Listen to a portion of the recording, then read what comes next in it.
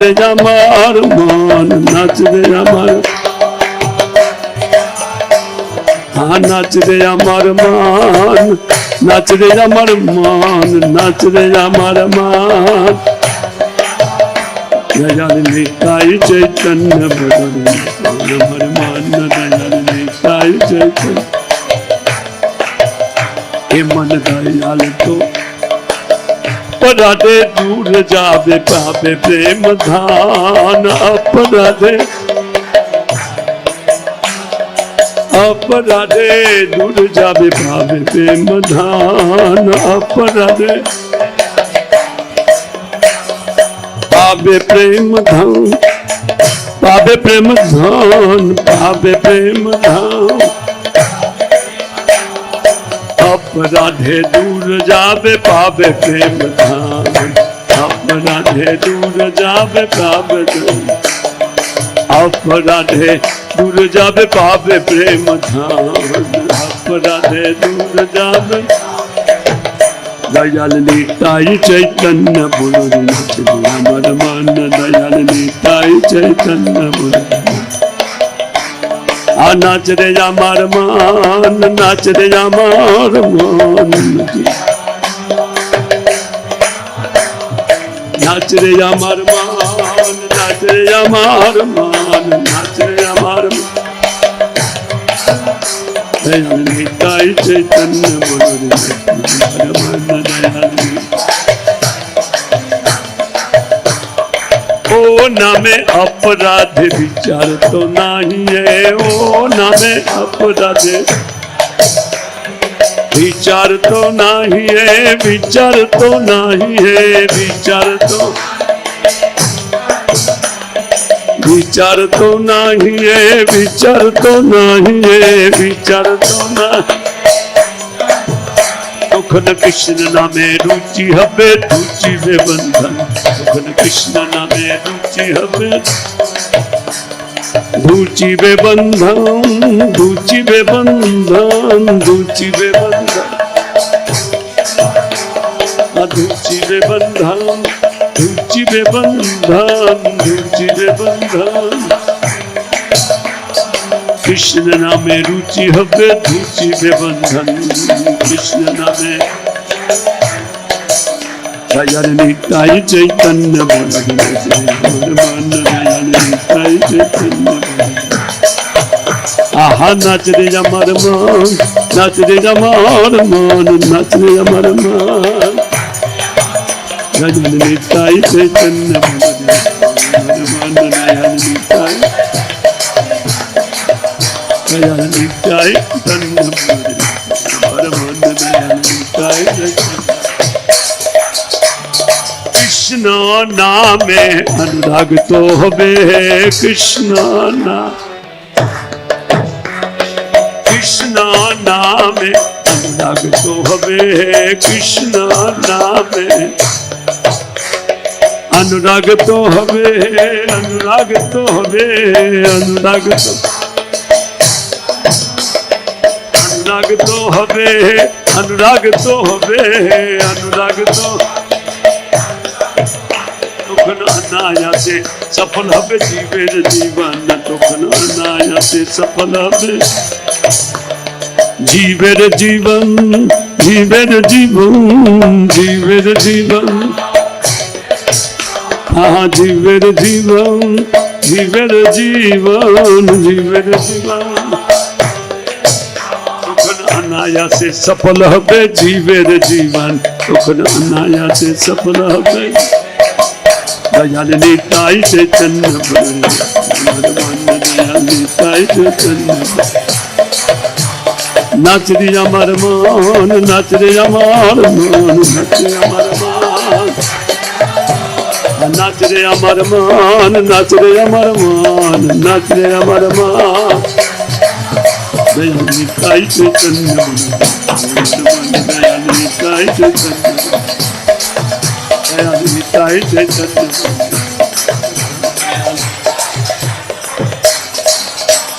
कृष्ण रति बिना जीवन तो मिछे कृष्ण रति बिना जीवन तो मिछे है, जीवन तो मिछे है, जीवन तो जीवन तो मिछे है, जीवन तो मिछे है, जीवन तो मिछे है, जीवन तो मिछे है, जीवन तो शशि वृंदावने राधा स्वामीर पावे दर्शन शशि पावे दर्शन पावे दर्शन पावे दर्शन पावे दर्शन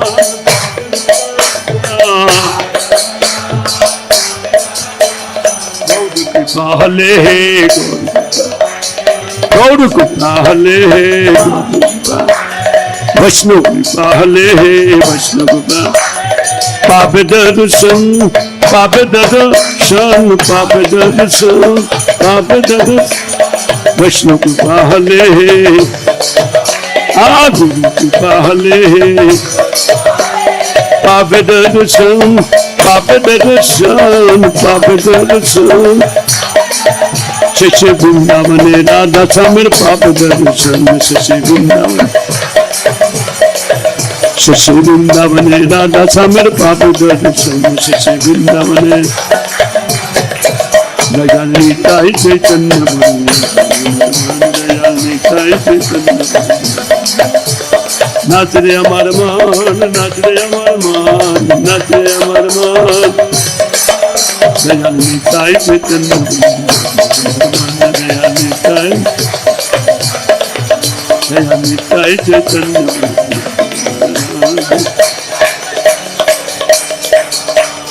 हरे कृष्ण कृष्ण कृष्ण हरे हरे हरे राम राम राम हरे हरे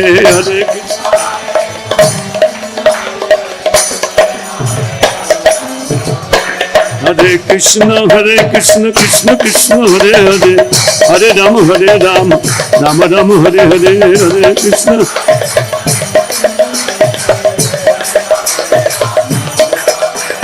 हरे कृष्ण हरे कृष्ण कृष्ण कृष्ण हरे हरे हरे राम राम राम हरे हरे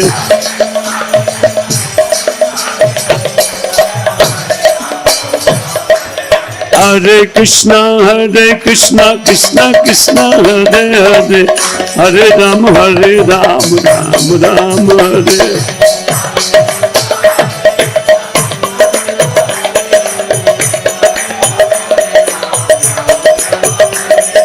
हरे कृष्ण कृष्ण कृष्ण हरे हरे हरे राम राम राम हरे हरे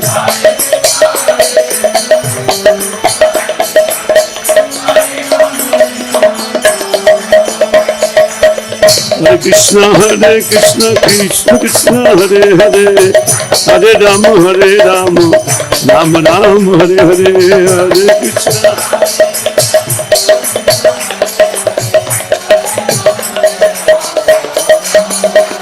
हरे कृष्ण हरे कृष्ण कृष्ण कृष्ण हरे हरे हरे राम राम राम हरे हरे हरे कृष्ण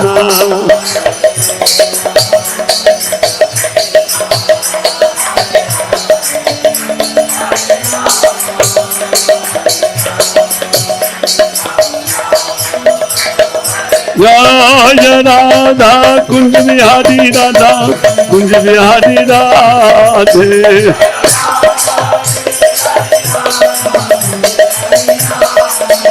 जय राधा कुंज बिहारी राधा कुंज बिहारी राधे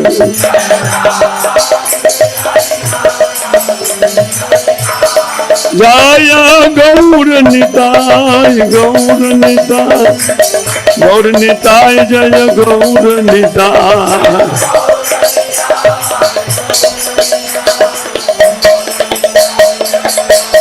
निताय गौर हरि बोल हरि बोल हरि बोल हरि बोल निताय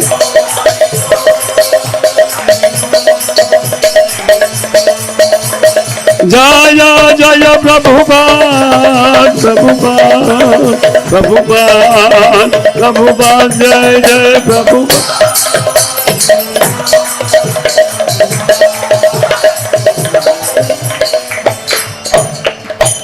गौर प्रेमानंदे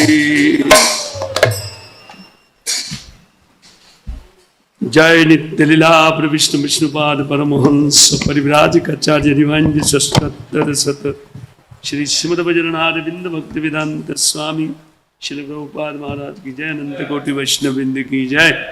ग्रंथराज श्रीमद भागवतम की जय। निताय गौर हरि प्रेमानंदे। ओम नमो भगवते वासुदेवाय। ओम नमो भगवते वासुदेवाय। ओम नमो भगवते वासुदेवाय।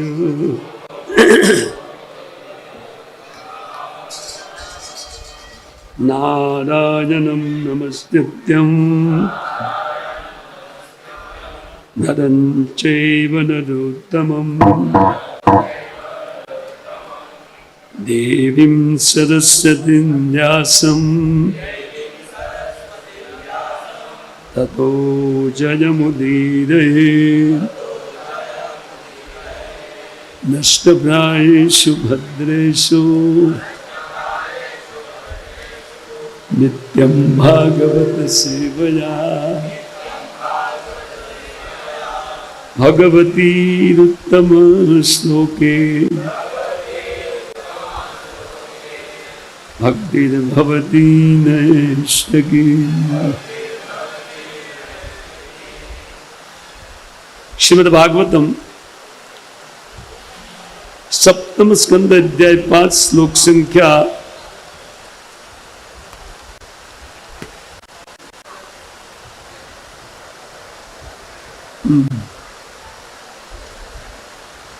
53 श्लोक संख्या 53।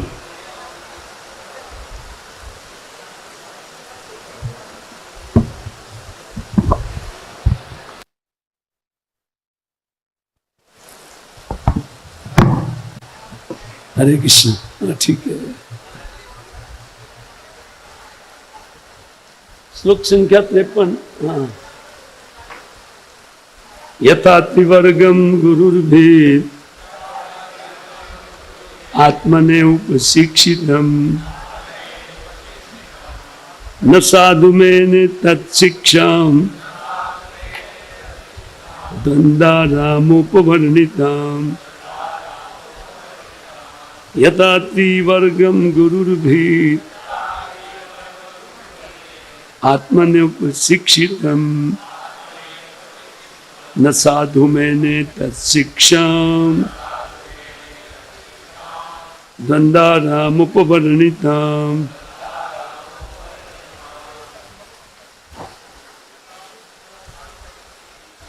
त्रिवर्गम गुरुर्भेद आत्मने उपशिक्षितम न साधु मैंने तत्शिक्षाम द्वंद्वारामुपवर्णिताम। माता जी, यथा जैसे पहले त्रिवर्गम धर्म अर्थ काम की गुरु उनके गुरुओं ने जो शिक्षा दी थी, आत्मा ने प्रहलाद महाराज को उपशिक्षितम जो शिक्षा दिया था या उनको ग्रहण करने पर भी न साधु मैंने उनको अच्छा नहीं समझते हुए भी तत्शिक्षा उस शिक्षा को द्वंद्वारामो जो राग देश में रमन करते हैं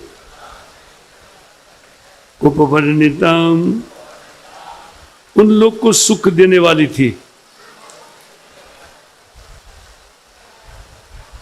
तो अनुवाद इस प्रकार है कि जिस प्रकार पहले उन प्रहलाद महाराज के गुरुओं ने उनको जो त्रिवर्ग की शिक्षा दी थी, धर्म अर्थ काम की, वही शिक्षा पुनः वो उनको देने लगे। लेकिन श्री प्रहलाद महाराज भगवान के महान भक्त होने के कारण उन राग द्वेष इत्यादि जिनका विषय था, तो ऐसे विषय को जो उनके राग द्वेष वालों को प्रिय लगने वाली शिक्षा को श्री प्रहलाद महाराज ने अच्छा नहीं समझा। ओम अज्ञानतिमिरन्धस्य ज्ञानाञ्जन शलाकया चक्षुरुन्मीलितं येन तस्मै श्री गुरुवे नमः। श्री चैतन्य मनोभीष्टं स्थापितं येन भूतले अंगुमलंघयते गिरिं यत्कृपातमहं वन्दे परमानन्दमाधवं श्रीगुरुनलिनतारिणं श्रीचैतन्य ईश्वरं जयतं सुरतपङ्गौ मन्दमतिर्गति मत्सर्वस्व पदाम्बोजो श्रीराधामदनमोहनो वाञ्छाकल्पतरुभ्यश्च कृपा सिन्धुभ्यैव च नमस्ते सारस्वती देवी गौरवाणी प्रचार्य निर्विशेष शून्यवादी पाश्चात्य देश।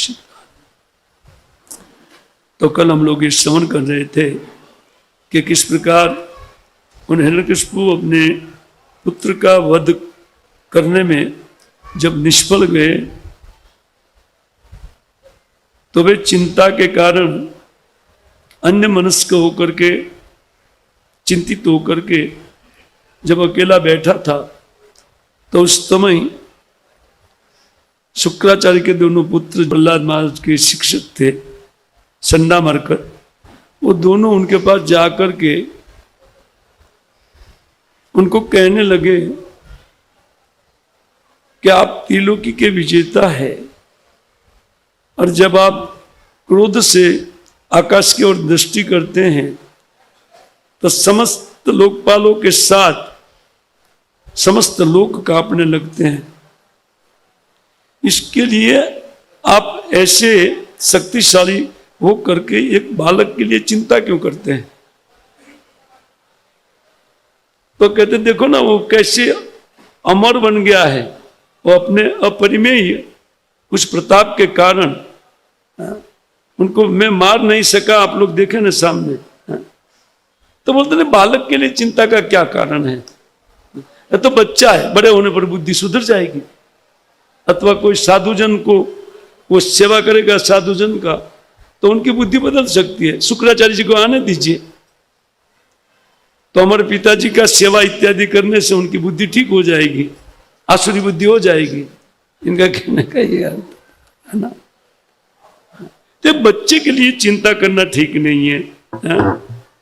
ये कहते हैं कि इसलिए आप एक काम कीजिए, उनको बांध करके रख दीजिए। लेकिन असुर जानता था बांधने की जरूरत नहीं है, ऐसे ही सामने आकर के खड़ा रहता है। मतलब जब तक शुक्राचार्य जी नहीं आते हैं तब तक आप उनको बांध करके रखिए। तो बोले ठीक है तथेति, ठीक है। वो कहते हैं तो गुरुपुत्र उत्तम, कहते अनुज्ञाय इदम अब्रवीत। तो तब हिरण्यकशिपु ने कहा ठीक है आप एक काम कीजिए, उनको गुरुकुल में ले जाइए और उनको साम दाम दंड भेद नीति को जो पहले सिखाते थे वो सिखाते रहिए। जो गृहवतियों को जो प्रिय धर्म है, मोक्ष को छोड़ करके वो त्रिवर्ग को आप उनको उपदेश कीजिए, जाइए ले जाइए इसको। तो प्रहलाद भी जैसे उनके पिता के आदेश पर उनके साथ चले गए गुरुकुल में। और फिर जो उनके गुरु महाराज पहले जो शिक्षा दी थी उसी शिक्षा को वापस देने लगे। यद्यपि उन शिक्षा में एकदम निपुण देख करके भी वो जबरदस्ती उन विद्या को वो सिखाने लगे। इस आज के श्लोक में यही कहते हैं नारद जी कि देखिए ये लोग ऐसे ढीठ थे कि फिर भी उन त्रिवर्ग की शिक्षा देने लगे। लेकिन प्रहलाद महाराज उनको अच्छा नहीं समझते थे, लेकिन जिनका घर गृहस्थी में लगाव है, स्त्री विद्या को वो बहुत अच्छा समझते हैं। तो ऐसे संसार में बारंबार पतित जीवात्मा को पतित करने वाली जो शिक्षा है, उन साधु पुरुष श्री प्रहलाद ने उनको अच्छा नहीं समझा। भी है तो कहते हैं, तो ये घर काम में व्यग्र होने के कारण बच्चे को प्रहलाद को बुला रहे थे, आओ आओ आप भी हमारे साथ खेलो, है ना। लेकिन श्री प्रहलाद महाराज अत्यंत गंभीर थे। अततान श्लक्षणया वाचा प्रत्याहुर महाबुद्ध।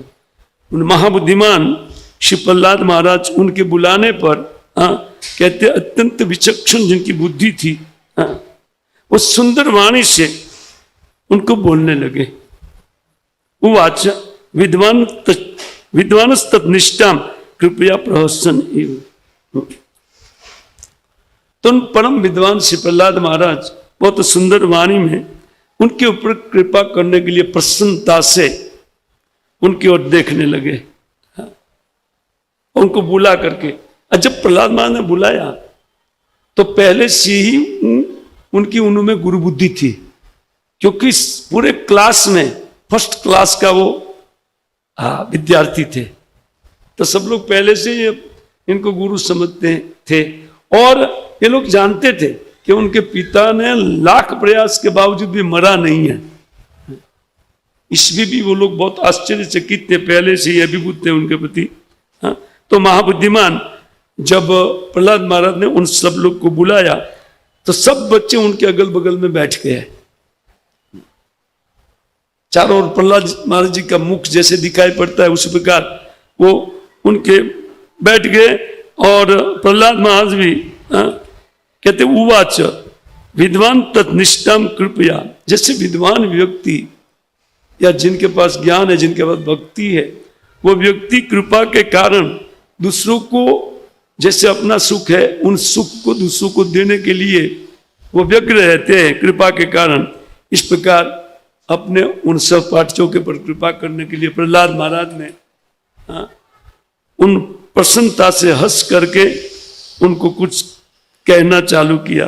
तेतु तद्गौरवात सर्वे। नाथ जी कहते हैं कि पहले से उनमें गौरव बुद्धि थी। तो कहते त्यक्त कीड़ा परिच्छदा। उन्होंने उन खिलौनों को छोड़ करके वो सब उनके बगल में बाला न दूषित तो दिया, ये सब उनके बगल में जुटने लगे जब बुलाया। तो क्यों खिलौनों को छोड़ा? क्योंकि उनमें गौरव बुद्धि था। खैर कहते हैं उन बालकों की बुद्धि अभी उन दंड आराम की तरह या ऐसे व्यक्तियों का संग उनको प्राप्त नहीं हुआ था, और वो बच्चे थे। अभी तक जगत के नाना विषयों के प्रति उनकी बुद्धि धावित नहीं थी, और ऐसे भोग करने वाले व्यक्तियों की संगति भी नहीं थी। दो बात थी। आचार्य लोग लिखते हैं इसलिए न दूषित दियो, उनकी बुद्धि बिगड़ी हुई नहीं थी। संसार में आसक्त बुद्धि को बिगड़ी हुई बुद्धि मानते हैं। श्रीमद् भागवतम, जो विषयों के प्रति जो बुद्धि धावित होती है, संसारिक विषय जिसको अच्छा लगता है समझ लेना चाहिए वो बिगड़ी हुई बुद्धि है, खराब बुद्धि है। क्योंकि इसी बुद्धि के कारण जीव को बारंबार कर्म करके उन कर्म बंधन में फंस करके फिर उस दूसरे कर्म का ये रिएक्शन झेलने के लिए एक शरीर पुण्य लेना पड़ता है। उसी प्रकार जन्म मरण की श्रृंखला। तो ये ऐसे दूषित व्यक्तियों का संग नहीं था, इसलिए वो लोग बैठ गए। पर्युपासत राजेंद्र, ये राजेंद्र चारों ओर उनके आसपास बैठ गए। तन्यस्त हृदय क्षण, और वो अत्यंत श्रद्धा से उन हृदय पूर्वक और उनके एकदम उनके मुख के सामने देख करके तानाह वो बैठ गए। तानाह करुणो मैत्रो।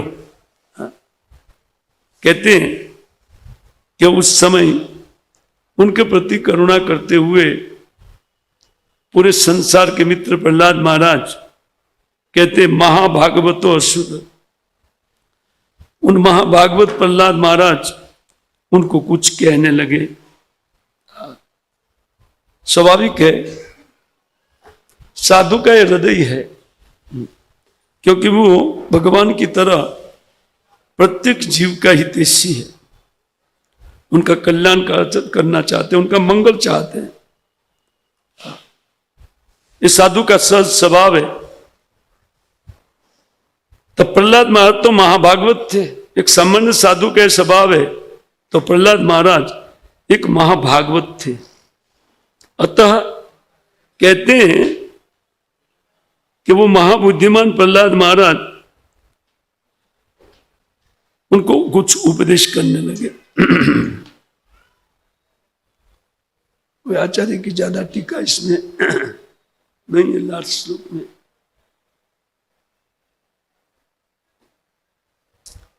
कुछ बात वंशीधर जी लिखते हैं, वो कहते तस्य प्रहलाद से गौरवाद अधिक क्या, राजकुमार हो हम बोलते, ये तो हमारे बीच में राजकुमार है, अतः ये गौरव बुद्धि थी कि राजकुमार है। अतः वो लोग आकर के उनके पास बैठ गए। तस्मिन प्रहलाद राजते न भगवत प्रिय यशस श्रवणम बिना राजेंद्रम तो लभ्यते भाव। कहते राजन, तुम जिस प्रकार भगवत कथा के बिना रह नहीं सकते हो, उसी प्रकार श्री प्रहलाद महाराज भी उन हरि कथा के बिना वो अपने जीवन को तुच्छ समझते थे। तो ऐसे मैत्र सर्वत्र देश त्यागी स एवं सु स एष प्राण इति श्रुते। श्रुति में बताया गया है कि मैत्र का क्या अर्थ है। बोले किसी के प्रति किसी भी प्रकार की दोष बुद्धि जो नहीं रखते हैं वह सबके मित्र है, ऐसी व्याख्या। और स एषो असु, और वही सबके प्राण के समान है, क्योंकि प्राण जिस प्रकार व्यक्ति का हित करता है उसी प्रकार एक भगवान का भक्त सब जीवों का हित करना चाहते हैं, इससे सबका वो मित्र है। असो मुख्य प्राण रमति इति असुर अतः महाभाग। कहते हैं जो संसार के प्राण श्री भगवान है, उन भगवान में जिनका चित्त रमण करता है उनको महाभागवत बोलते हैं। उनको महाभागवत बोलते हैं। तो ये महाभागवत श्री प्रहलाद महाराज इस प्रकार उन असुर बालकों को कुछ ज्ञान प्रदान कर रहे हैं। आइए अभी छठे स्कंद का प्रारंभ करते हैं। इनमें बहुत सुंदर शिक्षा हम लोग के लिए है, तो उसको हम लोग अध्ययन करना प्रारंभ करते हैं। प्रहलाद वाच। श्री प्रहलाद महाराज ने अपना प्रवचन चालू किया और प्रत्येक असुर बालक उनके प्रति अत्यंत उनका स्नेह था, और उन स्नेह के कारण और उनकी बुद्धि दूषित नहीं थी। ये दो कारण से उनके उपदेश को अत्यंत ध्यान पूर्वक ग्रहण करने लगे। अथवा श्री प्रहलाद जी के प्रति आदर था, इन आदर के कारण उन शास्त्र का वचन बिल्कुल उनके चित्त में बैठेगा। तो गुरुजनों के प्रति जिनके प्रति आदर भाव नहीं है, उनका प्रवचन व्यक्ति के माइंड में जाता नहीं है। ऐसा देखा जाता है, कई बार देखा जाता है कि जो व्यक्ति बोलता है उनका आचरण नहीं देख करके व्यक्ति उनके प्रवचन को ग्रहण नहीं करता है, ऐसा होता है। लेकिन श्री प्रहलाद महाराज का आचरण भी उसी प्रकार सुंदर था, श्रेष्ठ था। इसलिए श्री प्रहलाद महाराज को श्रवण करने के लिए लोग उत्सुकता से बैठे और उन्होंने प्रवचन चालू किया। कौमार आचित प्राज्ञो धर्मान भागवतान ही। प्रहलाद महाराज कहा कि व्यक्ति को चाहिए कि भागवत धर्म का अनुसरण अपनी कुमार आयु से प्रारंभ करे। कौन आचरण करता है? प्राज्ञ, जो प्रकृष्ट ज्ञानी है वह व्यक्ति कुमार अवस्था से ही भगवत भजन प्रारंभ करेगा। भागवत धर्म कहते हैं, भगवान के भजन को भागवत धर्म कहते हैं। जैसे श्रवण कीर्तन विष्णु तो पहले बताया, वो ये भागवत धर्म। तो कहते हैं इनको व्यक्ति कुमार अवस्था से ही आप लोग को करना चाहिए। क्यों? क्योंकि दुर्लभम मानुषम दे जन्म तदपि अध्रुवम अर्थदम। कहते हैं मनुष्य जीव और एक जीवात्मा को ये मनुष्य शरीर बहुत उनके लिए दुर्लभ है। देहधारी जीव के पास 84 लाख योनियों में अनेक प्रकार का देह है, उनमें से मनुष्य देह कभी कभार मिलता है। इससे कहते हैं दुर्लभ मनुष्य जन्म प्राप्त करके कहते हैं व्यक्ति को शीघ्रातिशीघ्र उन भगवत भजन को प्रारंभ करना चाहिए। कौमार अवस्थायाम, उन कौमार अवस्था में ये प्रारंभ करना चाहिए। क्यों? क्योंकि अध्रुवम, ये नाशवान है। आज हमारे पास है, कल नहीं भी रहेगा ना। ये हम सबके लिए है, कोई निश्चय नहीं है कि कल हम जीवित रहेंगे ही।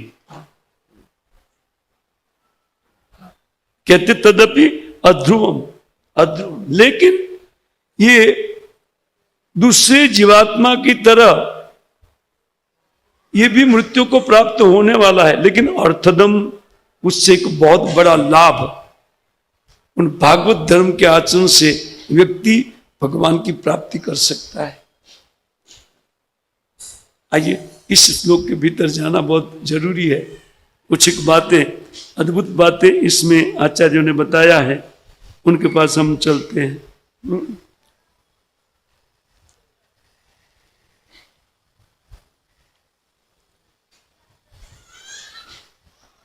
सबसे पहले हम लोग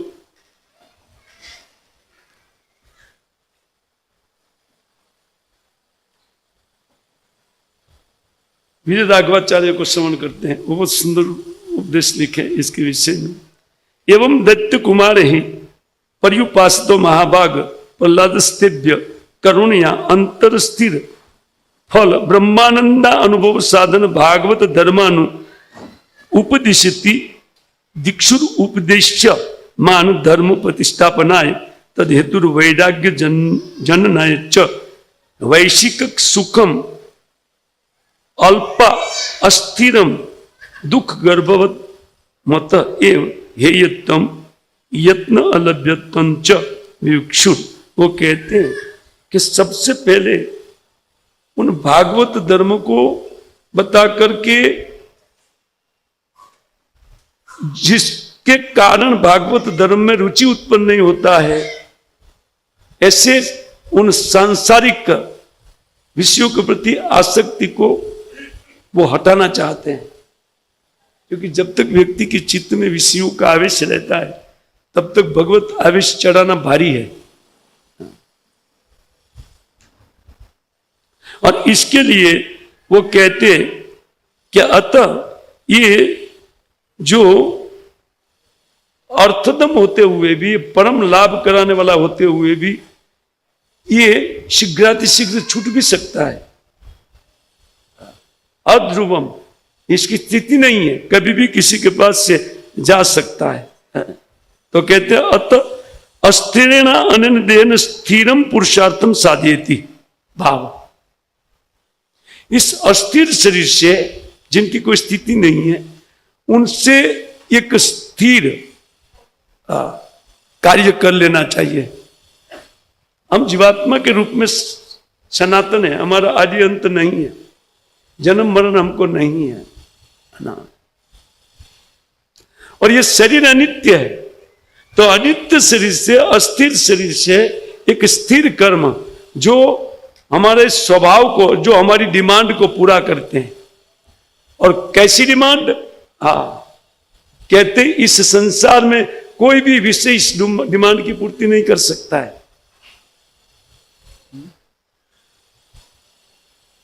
जीव की एक सनातन प्रबल इच्छा है कि वो मरना नहीं चाहता है, उनकी पूर्ति विषयों से नहीं होगी। अतः उन विषयों का अनादर करते हुए ये पहले मानव जीवन की दुर्लभता बताते हैं कि ये दुर्लभ मनुष्य जन्म से इन विषयों का सेवन नहीं करना चाहिए, क्योंकि इसी में जो लग जाते हैं तो वो तो इन परमात्मा का, भगवान का भजन नहीं कर सकते हैं। इस संसार की आसक्ति हमको भजन, भगवत भजन में बाधा देती है। तो हम साक्षात देखते हैं, हम सब जप करते हैं, सब कुछ करते हैं, लेकिन कितनी बाधित करती है ये विषय आसक्ति हम लोग को, ये हम समझते हैं।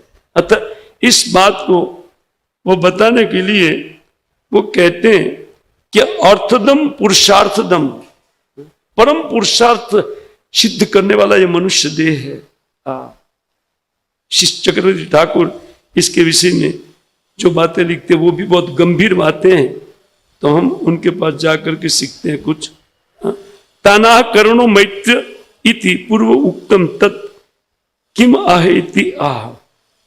वो कहते हैं कि जब उनको सबका मित्र बताया तो सबका मित्र जीव हित के लिए क्या बात करता है उनको वो प्रस्तुत करते हैं, उनको वो उपदेश के रूप में प्रस्तुत करते हैं। कौमारे धर्मान आचरित, वो कहते कुमार अवस्था में इन भागवत धर्म का आचरण कर लेना चाहिए, है ना। तो इसका अर्थ हमारे लिए क्या है, जब कभी भी जिस दिन इन भागवत धर्म की शिक्षा हमको मिलती है उसी दिन से इसको प्रारंभ करना चाहिए। अगर भक्तों ने आपको बताया कि आप कुछ जप कर लीजिए, तो जप प्रारंभ कर देना चाहिए और 16 माला से शुरू करना चाहिए। ये नहीं कि हम 2 माला करूंगा या करूंगा, 16 माला। और भक्तों को भी बोलना चाहिए, हम लोग सब 16 माला करते हैं, आप 16 से चालू करो,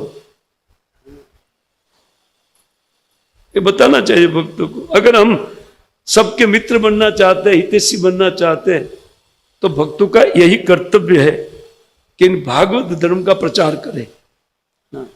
श्रील प्रभुपाद महाराज इसी बात के ऊपर बल देते हैं कि व्यक्ति को आप जितना हो सके ज्यादा लोगों को इन मेरी पुस्तक का वितरण कीजिए और ये पाठ करके ये लोग आपके पास आएंगे, उनको उपदेश कीजिए, उनके पास नाम जप कराइए, है ना। तो कहते कौमार धर्मान आचरित, कुमार अवस्था में आपको ये धर्म का, भागवत धर्म का आचरण करना चाहिए। भगवान विष्णु का श्रवण कीर्तन इत्यादि आपको कुमार अवस्था से चालू कर। ननु कौमार वर्णाश्रम धर्म आचरण अनधिकार सत्तत्रा, कहते हैं मान लीजिए असुर लगता है कि हम तो अभी कुमार है, वर्णाश्रम तो बाद में प्रारंभ होता है ना, जब ब्रह्मचारी जीवन पूरा होने के बाद हम गृहस्थ बनेंगे तब इन धर्म को हम प्रारंभ करेंगे, आप अभी से क्यों उपदेश दे रहे हैं। चक्रवर्ती ठाकुर एक पक्ष उठा करके बात करते हैं, तो वो कहते हैं कि नहीं ये वर्णाश्रम धर्म नहीं है, तथा भागवतान श्रवण कीर्तन आदि ये भारत भूमो, ये भारत भूमि में ख्यात है कि भगवान विष्णु का श्रवण कीर्तन ये सर्वोपरि धर्म है। और ये भागवत धर्म एक बच्चे से लेकर के नहीं, एक गर्भ में रहे हुए बालक, वो अपना उदाहरण देकर के बता रहे, कौमार तो ठीक है पर गर्भ में मैंने इसको ग्रहण किया था, इन भागवत धर्म का आचरण किया गर्भ में, है ना। देखिए वो असुर पिता माता का लड़का थे, लेकिन नारद जी की संगति उनकी मां को मिल गई थी।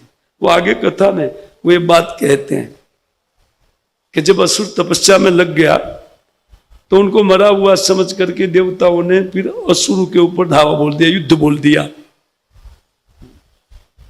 और उन इतना मारा असुरों को देवताओं ने, उनका लीडर नहीं था, तो वो लोग अपना संपत्ति छोड़ छोड़ करके भागने लगे, है ना। तो देवताओं ने भी लूट खसोट मचा दिया और मेरी मां को इंद्र ने पकड़ लिया और इंद्र लेकर के उनको लेकर के वो स्वर्ग की ओर चल दिया। श्री प्रहलाद महाराज अपनी कथा को आगे कहेंगे असुर बाल को ये पूछने पर कि तुम्हारे हमारे गुरु एक है, तेरे पास इतना ज्ञान कहां से आया? हमारे गुरु ने तो कभी ये ज्ञान दिया नहीं। तो ये कहने के लिए कथा कहते हैं अपने कि उस टाइम उन इंद्र को बीच में नारद जी मिल गए और श्री नारद जी ने उनको कहा कि देवेंद्र, तुम ये स्त्री को ले जा रहे अच्छा नहीं है। एक मनुष्य शरीर स्त्री को तुम ले जा रहे हो या असुर स्त्री को ले जा रहे देवता? बोले महाराज हम कुछ दूसरे उद्देश्य नहीं ले जा रहे, उनके गर्भों में असुर का वीर्य पनपता है, बस इनको जन्म दे, उनको हम मार देंगे और तत्पश्चात उनको छोड़ देंगे। तो बोले नारद जी कि तुम इसको नहीं मार सकते हो। क्यों? क्योंकि ये भगवान का भक्त है, इसके भीतर भगवान का भक्त है और उनका प्रभाव अप्रमेय है, तुम उनको नहीं मार सकते हो। वो देवता थे ना, असुर तो थे नहीं। तो तुरंत उन्होंने उनको छोड़ दिया, उनकी मां।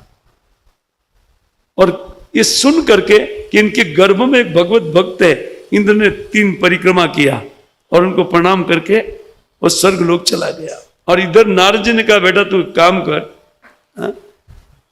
उन स्त्री को कयाधु को, तुम मेरे आश्रम में चल और मैं तुमको आशीर्वाद देता हूं कि जब तक तेरा पति नहीं आएगा तब तक तुम इस बालक को उदर में रख सकती हो। क्योंकि नारद जी का अपना एक उद्देश्य था, इंद्र को बोला था कि इनका गर्भ में एक भक्त है तो उनको भक्त बनाना पड़ेगा ना, शिक्षा देना पड़ेगा। तो नारद जी उनको अपने आश्रम में ले जाकर के उन्होंने तसल्ली दे करके फिर उनको रोज हरि कथा श्रवण कराते थे नारद जी। तो रोज ये करते थे। प्रहलाद महाराज कहते हैं कि वो मेरी मां स्त्री होने के कारण उनको भूल गई अन्यत्र आसक्ति के कारण, लेकिन मुझे अभी भी उन नारद जी का जो उपदेश है मुझे याद है। तो इसलिए मैं एक छोटी सी कथा, आगे की कथा अभी बता दिया कि वस्तुतः यह असुर के गर्भ में होते हुए भी नारद जी की कृपा से भक्त बने। हाँ, श्री नारद जी की उनके ऊपर स्पेशल कृपा रही। तो नारद जी की कृपा के कारण वो अद्भुत एक भक्त बने। तो कहते हैं कि नहीं, इस भारत भूमि में एक सर्वश्रेष्ठ धर्म है, केवल वर्णाश्रम धर्म का ही पालन करने को मैं नहीं बोल रहा हूं, वर्णाश्रम से भी ऊपर धर्म है और वो है भागवत धर्म। ये तो भारत भूमि में विख्यात, जहां था भागवत का कथा चलता है ना, कितना ख्यात है। तो आप लोग यहां क्यों जुटते? भागवत की कथा सुनने के लिए जुटते, जिसमें भागवत धर्म का निरूपण है। इसलिए प्रहलाद महाराज कहते नहीं ये सामान्य धर्म नहीं है, तो श्रवण कीर्तनादि ये भागवतान धर्मान भारत भूमो, इस भारत भूमि में इस श्रवण कीर्तन रूप भागवत धर्म की प्रधानता मानी जाती है, वो ख्यात है भारत भूमि में। ननु तान यौवनादाव अपि कृत्वा कृतार्थी भवति तत्र प्राज्ञ। कहते देखो, कहते हैं ननु तान यौवनादाव अपि कृत्वा कृतार्थी भवति तत्र प्राज्ञ। ये प्राज्ञ शब्द एक बुद्धिमान व्यक्ति जिनकी प्रज्ञा अद्भुत है, प्रकृष्ट ज्ञान है जिनकी बुद्धि में, तो कहते हैं ये लोग उन युवावस्था के पीछे फेरे में नहीं रहते हैं। यौवनादावपि कृत्वा, मान लीजिए बच्चे कह के एक बार युवक होकर के विवाह विवाह करके जगत की अनित्यता को समझ करके बाद में भजन करेंगे, बोले नहीं। हाँ, उनको कहने के लिए कहते प्राज्ञ।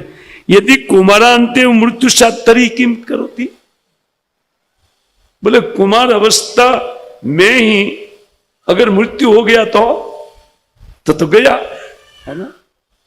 इसलिए युवानी के फेरे में नहीं रहना चाहिए। दूसरे अर्थ में हम सब लोग को ये बताते हैं कि जिनको भक्ति को अनुकूल करना है उनको प्रयत्न पूर्वक भक्ति अनुकूल करना चाहिए। भक्ति हमारे अनुकूल होगी तब हम भक्ति करेंगे, ऐसा नहीं है। जैसे समझ आ गई कि ये भागवत धर्म सर्वश्रेष्ठ धर्म है, तो उसी समय से उनका आचरण प्रारंभ कर देना चाहिए। और जिस अवस्था में है उसी अवस्था में प्रारंभ कर देना चाहिए। इसके लिए वो कहते हैं कि प्राज्ञ व्यक्ति वो ये नहीं देखता है कि कौन मेरी अवस्था है, क्योंकि श्रवण कीर्तन एक गर्भ से लेकर के मृत्यु की 1-2 क्षण भी बाकी है, तभी भी किया जा सकता है। और कोई भी जीव में, समस्त जीवों में अधिकार है भागवत धर्म का आचरण करने का, क्योंकि अत्यंत सुंदर है भागवत धर्म। इसको आगे चक्रवर्ती ठाकुर लिखते हैं, किम भवती प्रकृष्ट ज्ञानवान, वो ज्ञानवान विचार करते अगर मेरी कुमार अवस्था में ही मैं मर गया, युवावस्था आई नहीं, तो फिर क्या करेंगे। इसलिए बुद्धिमान व्यक्ति तुरंत चालू करते हैं। हम लोग को भी चाहिए कि अत्यंत उत्कंठा से, मृत्यु के भय से भी भयभीत होकर के व्यक्ति को भागवत धर्म में लगना चाहिए। हरे कृष्णा कृष्णा कृष्णा हरे हरे, हरे राम तो कहते ननु तत्र क्या चिंता, बोले चिंता का कारण क्या है, दूसरा जन्म तो मिलेगा ही ना। मान लीजिए आर्ग्यूमेंट करे वो लोग कि नहीं जन्म की कमी कहां है, आत्मा तो देह बदलता रहता है, तत्र का चिंता। वो कहते हैं जन्मान तो कहते जन्मांतरण तो भावी तत्र भक्ति कार्य, भावी जन्म में हम भक्ति करेंगे, आने वाले जन्म में दूसरे जन्म में करेंगे। अगर मर गए तो बालपन में, तो दूसरा जन्म तो होगा, उस टाइम कुमार से चालू करेंगे। लेकिन एक बार देख ले, थोड़ी आसुरी बुद्धि बालकों में थी, इसलिए उस प्रकार का आर्ग्यूमेंट चक्रवर्ती ठाकुर कराते। अथवा हमारी बुद्धि को ये उपदेश, आज 16 माला नहीं हुआ तो कल 4-5 बाकी कर लेंगे, लेकिन कल उठ नहीं पाए तो, ये सब जगह तो लगा होता है ना। इससे आज का माला आज पूरा करके भी ऊपर 2-4-10 कर लेना चाहिए। बोले जब कर सकते हैं तो कर लेना चाहिए, क्या दिक्कत। बोले प्रभु जी वो 16 ही पूरा करना मुश्किल होता है। अच्छा किस लिए मुश्किल है, अनेक प्रकार की आसक्ति है हमारे चित्त में। केवल एक ही आसक्ति नहीं है कि भगवान का भजन करना है, नाना प्रकार की आसक्ति। उन सब आसक्तियों का वर्णन जो हमको भक्ति से रोकता है, उनका वर्णन है।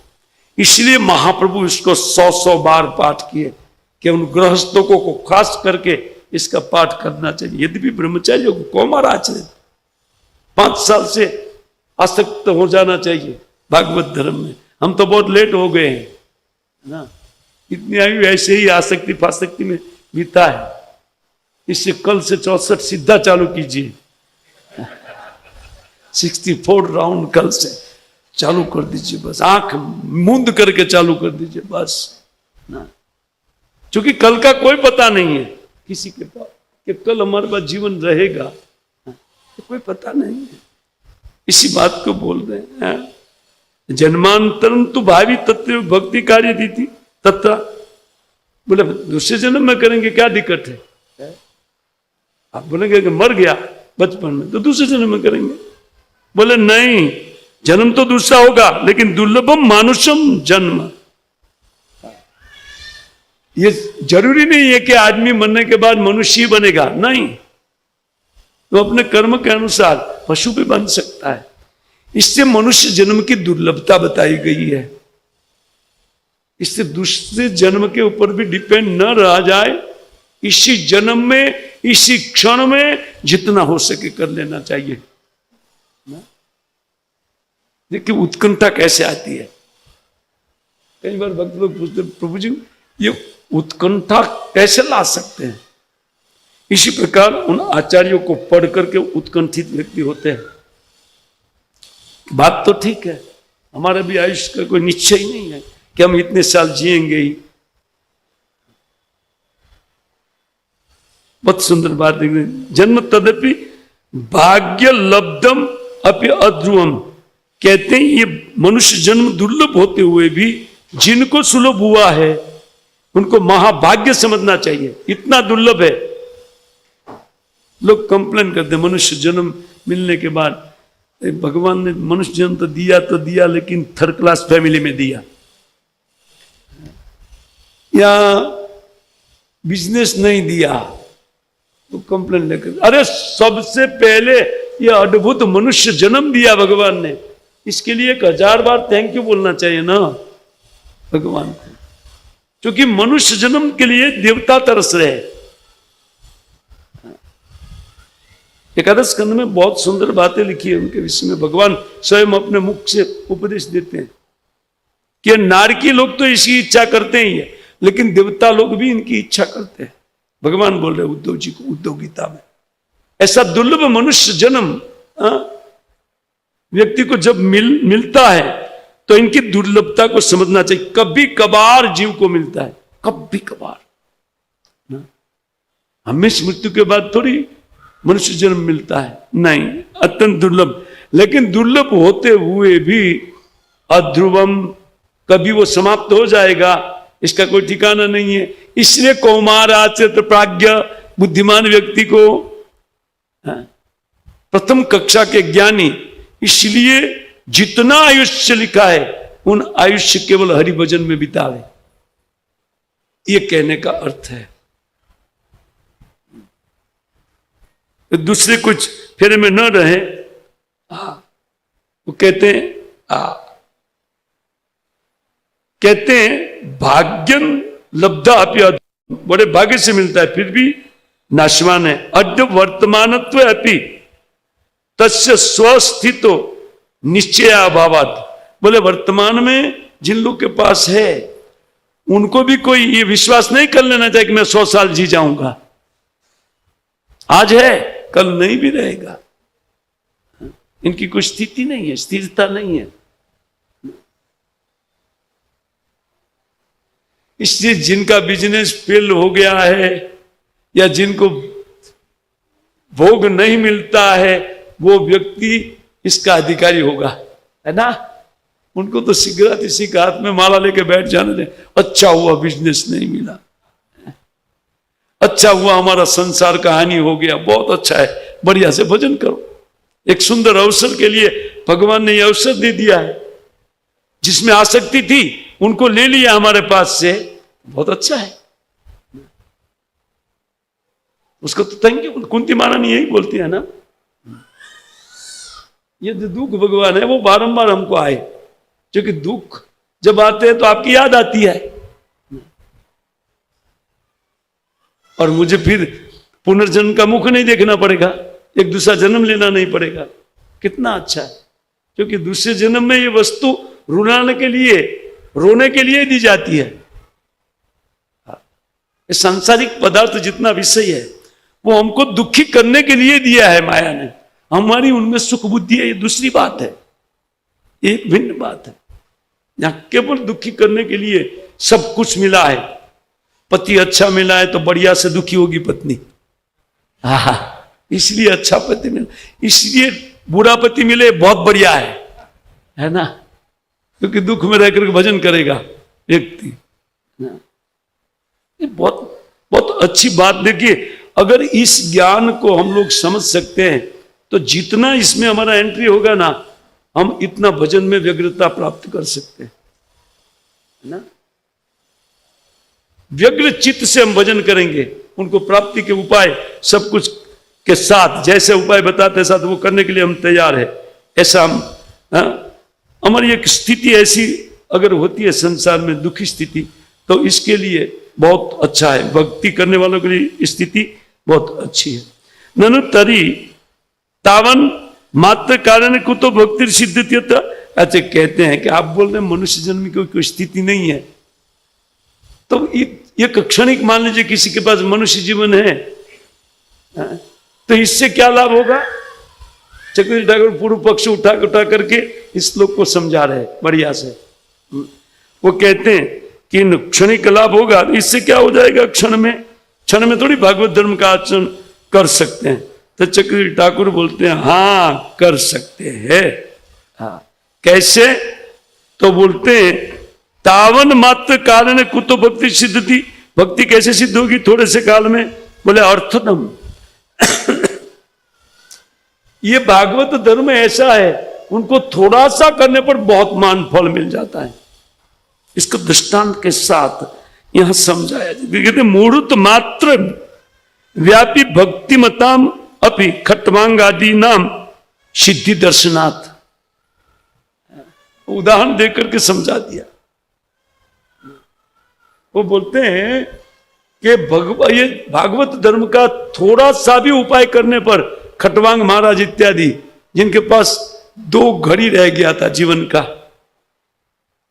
लेकिन इन 2 घड़ी में इन सांसारिक विषयों की आसक्ति त्याग दिया, गंगा में स्नान किया, मन को पवित्र कर लिया, और वो मन को भगवान में लगा दिया, एक क्षण में भगवत प्राप्ति कर लिया।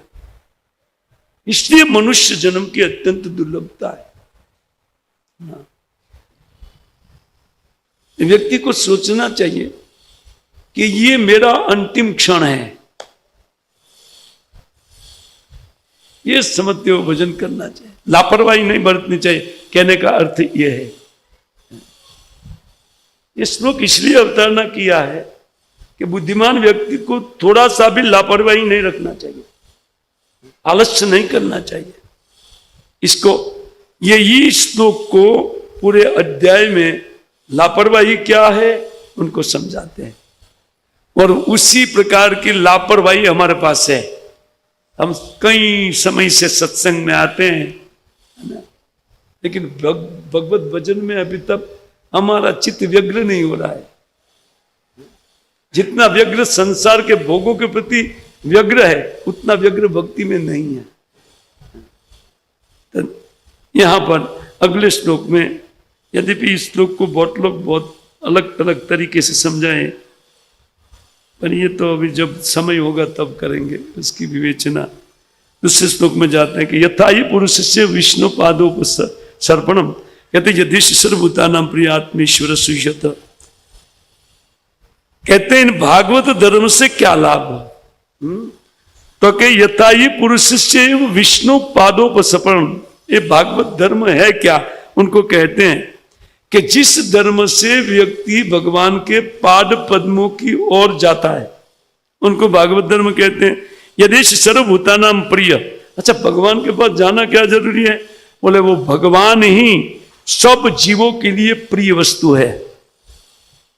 संसार में जो हम प्रिय वस्तु को खोज करके दुखी होते हैं, क्यों? क्योंकि ये प्रियता का भाव जब तक भगवान में नहीं जाएगा, ये वस्तु को छोड़ करके अनित्य है। भगवान नित्य वस्तु है, और ये संसार की वस्तुएं दुख देने वाली है, लेकिन भगवान परमानंद प्राप्त कराने वाले हैं। उनका दर्शन स्पर्शन जीव को परमानंद में मग्न करने वाले। इसलिए कहते सर्वभूतानां प्रिय, सब जीवों के लिए, क्योंकि सब उनके अंश है। उनको प्रेम करना ही सर्वोपरि जीवात्मा का धर्म है। वो धर्म को भागवत धर्म बोलते हैं, जिससे शीघ्रातिशीघ्र उन विष्णु के चरणों में आसक्ति हो। पादो उपसपर्णम जदयेश, क्योंकि वही भगवान सबके लिए प्रीति के पात्र है, और इसको मिलकर के ही व्यक्ति सुखी हो सकता है। अन्यथा व्यक्ति का सुख का मुख व्यक्ति को देखने को नहीं मिलेगा इस संसार में। जिस सुख की हमको डिमांड है, वो सुख केवल भगवान में है। इसलिए सब जीवात्माओं के भूतानां प्रिय आत्मेश्वर, वो कितना प्रिय है। आत्मा से, अपनी जात से भी भगवान जीव को प्रिय है। सब लोग अपने को प्रेम करते हैं, अपने लिए दूसरों को प्रेम करते हैं। इसमें जो सहायक है, अपने सुख की पूर्ति करने वाला जो दूसरा शरीर है, उसमें उनकी प्रीति इसलिए जाती है क्योंकि हमारे सुख में वो सहायक है। लेकिन भगवान तो कहते हैं, भगवान तो आत्मेश्वर, उन आत्मा के भी ईश्वर है। भगवान है इसलिए हमारी स्थिति है। आप ये समझ लीजिए। व्यक्ति जब तक ये नहीं समझेगा कि हमारा शरीर की चालना केवल भगवान, सर्वत्र भगवान की व्याप्ति के कारण हो रही है, हम हवा भी नहीं ले सकते, हाथ भी नहीं उठा सकते, है ना। ये भगवान के सहयोग से हमारा संपूर्ण शरीर चालित होता है। क्योंकि हम इस संसार में उनको भूल करके इन भोग करना चाहते हैं, तो भगवान परमात्मा के रूप में तटस्थ भाव में उनके भोग भुगवाने के लिए इस संसार की रचना करते हैं और फिर भीतर उन इच्छा की पूर्ति का ज्ञान भी देते हैं। किस प्रकार आप इच्छा पूर्ति करेंगे, आप कैसे धन कमाएंगे, वो बुद्धि भी उनके द्वारा मिलती है। इससे कहते हैं सुजत सबके हितैषी है। भले ही लोग भगवान को नहीं मानते हैं, लेकिन उनके हितैषी भी भगवान है, उनको सहयोग करते हैं, शरीर दे करके उनको मदद करते हैं। ठीक है बेटा, तुम्हारी इच्छा की पूर्ति करो, लेकिन आखिर तुमको इससे दुख मिलेगा। ये बुद्धि भी भगवान परमात्मा के रूप में हमारे चित्त में देते हैं। 15वें अध्याय भगवत गीता के 15वें श्लोक में यही तो बोलते हैं भगवान, है ना। भगवत गीता 15:15 में कि समस्त वेदों के द्वारा मैं ही जानने योग्य वस्तु हूं। जितनी भी कार्य लिखा है उनमें सबसे पहला कार्य भगवान को समझना,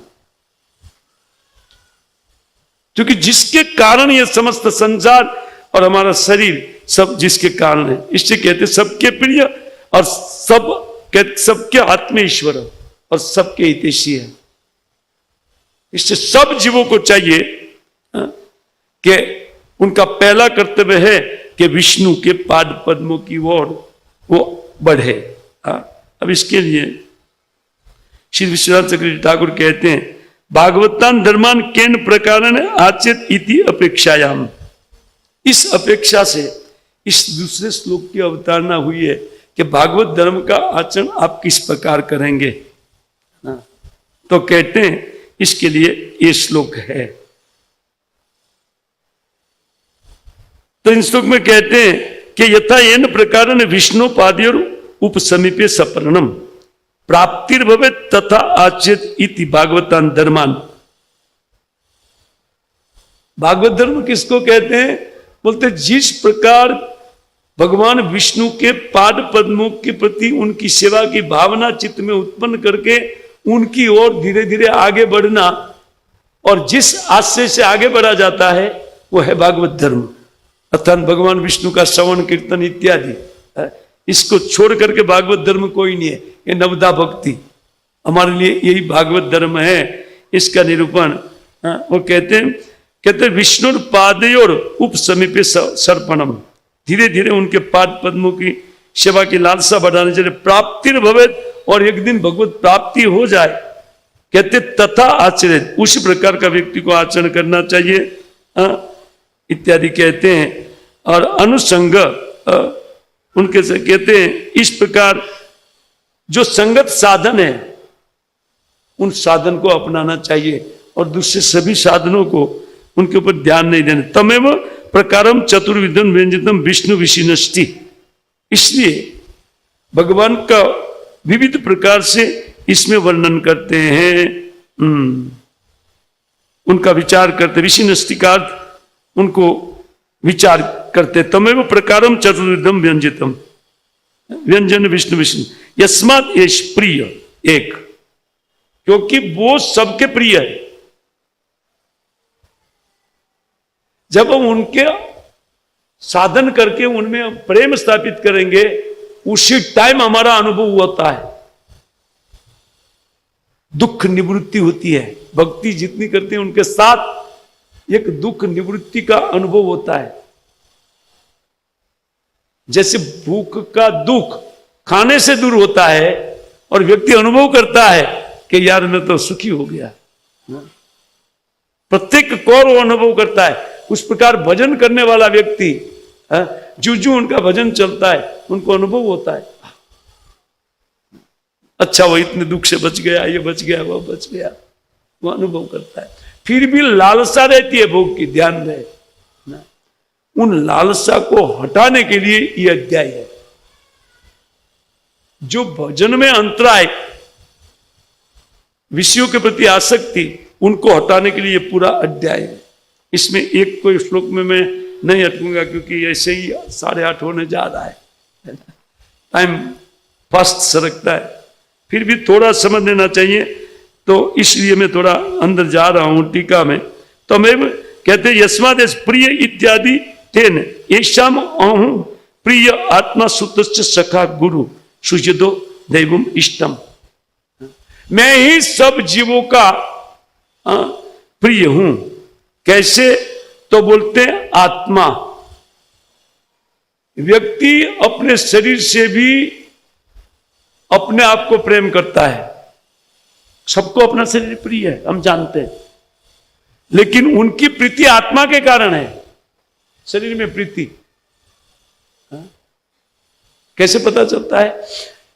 व्यक्ति को कोई ऐसा असाध्य रोग हुआ है, उन रोग के कारण वो इतना पीड़ा होता है, डॉक्टर को बोलते मेरा प्राण ले लीजिए, मुझे सुखी कीजिए। देखो, प्राण जाने के बाद क्या सुख है? वो प्राण भी भौतिक वस्तु है, प्राण में भी उनकी प्रीति नहीं है। इतनी प्रीति अपने में है। जानते हैं क्यों? उनके भीतर परमात्मा निवास करते हैं। वही परमात्मा के कारण जीव अपने आप को इतना प्रेम करते हैं कि जो अपने शरीर को गवा करके भी बोले मेरा प्राण ले लीजिए, मुझे सुखी कीजिए। कितनी अदम्य लालसा सुख की है। प्राण जाने के बाद भी, हाँ, प्राण जाने के बाद भी प्राण भौतिक है, लेकिन जीवात्मा का स्वरूप आध्यात्मिक है, वो भगवान का अंश है। वही अदम्य सुख की लालसा में हम कर्म पर कर्म बांध रहे। उसको आगे कहेंगे कि रेशम के कीड़े की तरह जीव नाना प्रकार का कर्म करके स्वकर्म के कारण बंधन में फंसता है। वो विचारता नहीं है कि विष्णु के पाद पद्म की ओर सरकना ही सबसे बड़ा कार्य है। भक्ति, भगवत भक्ति ही जीवात्मा को सबसे सुखी करने वाला है। इसलिए कहते हैं, इसका विचार दिया जा रहा है कि येषाम अहम प्रिय, कहते हैं सबको मैं प्रिय हूं। आत्मा सुतश्च, कोई मुझे अपना पुत्र भी मान सकता है, उनका पुत्र कभी नहीं मरेगा। अगर कोई मुझे उनका पुत्र कर ले, उनको दुख ही नहीं होगा ना। और सखा, कोई सखा भी समझ सकता है अर्जुन की तरह। गुरु कोई समझे, सुजत समझे, कोई देव समझे कि कृष्ण ही मेरे लिए देवता है। वो किसी भी रूप में मुझे प्रेम करना सीखे। भागवतम को कोट करती, ये माता देव की कपिल मुनि के उपाख्यान में ये बात बताई गई है। श्री कपिल मुनि के मुख से लिखा है, इति भगवत उक्ता प्रमाणन। कहते कपिल मुनि ने स्वयं अपने मुख से कहा है कि सब जीवों के लिए मैं ही प्रीति का पात्र हूं। जैसे उनकी प्रीति उनके संबंधी में है, वो कोई भी संबंध से मेरे साथ व्यवहार कर सकते हैं। आप सोचिए भगवान कितना स्पष्ट, भक्ति मार्ग कितना सरल है। हमारा प्रेम जो हमारे पुत्र या धन किसी में है, उनको निकाल करके केवल भगवान को संबंधी समझना है, जैसे प्रहलाद महाराज समझते थे। और उनका बुद्धि और गोविंद के प्रीति के लिए ही चलते, उनको कोई अस्त्र शस्त्र काट नहीं सका। भगवान ने उनको सुविधा दे दिया, ये लो तुम्हारे इसी शरीर को आध्यात्मिक बना देते हैं। हमको कितनी तसल्ली मिलती है ना। भगवान इतना सुरक्षित कर देना चाहते हैं हमको, एक दिव्य शरीर देख करके। बस भगवान को प्रेम करके भगवत धाम में जन्म प्राप्त करने का चेष्टा हमारा होना चाहिए, क्योंकि यम यम वापिस तज्जत्यन्ते कलेवरम। जिस भावना को याद करता हुआ जीव शरीर छोड़ता है ना, उस भावना को दूसरे शरीर में उनकी पूर्ति के लिए भगवान को दूसरा शरीर दे देते हैं। अगर हमारी भावना कृष्ण भावना मृत हो गई, कृष्णमय हो गई भावना, तो दूसरा जन्म सीधा वैकुंठ में है। भगवान की सेवा कहती है। ये भावना हमको जकड़ करके रखती है।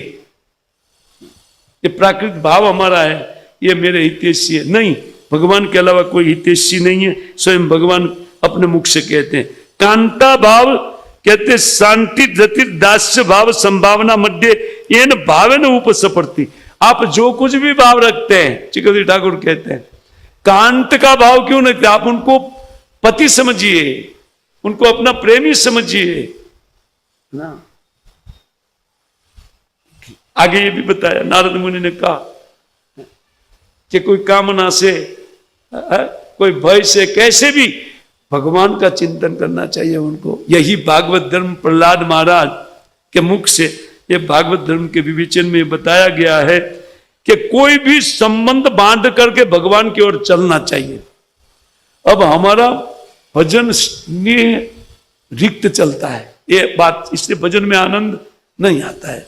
हम भगवान को अपना मानते नहीं है, अपना संसार को मानते हैं और भजन करते हैं। प्रेम संसार को करते हैं और भजन भगवान का करते हैं।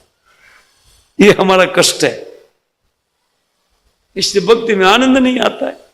भगवान के साथ एक संबंध जोड़ करके फिर भजन किया जाए।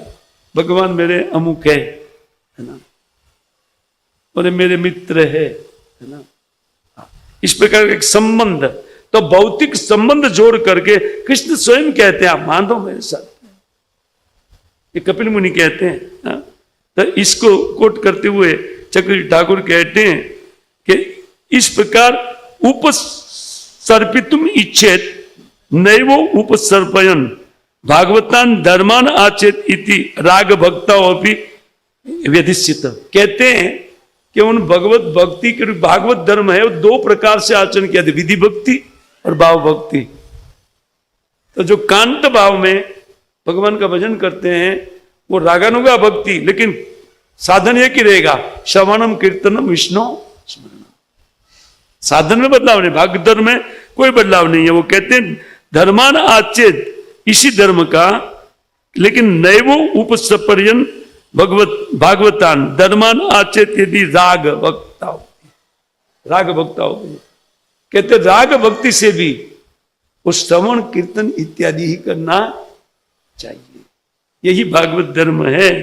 कहते आत्मतुल्यत्वाद आत्मा, कहते अपनी आत्मा को जैसे प्रेम करते हैं, वो वस्तुत्व वो प्रेम श्री भगवान के प्रति हमारा है। क्योंकि हम आत्मा के प्रति हमारा लगाव स्वाभाविक, आत्मा में एक परमानंद पड़ा हुआ है, क्योंकि हम परमानंद का अंश है, वही हमारा स्वरूप है, ये बाह्य स्वरूप है। हमारा आत्मिक स्वरूप परमानंद से युक्त है, इसलिए वो प्रेम है। और वो परमानंद को भगवान ही देने वाले हैं।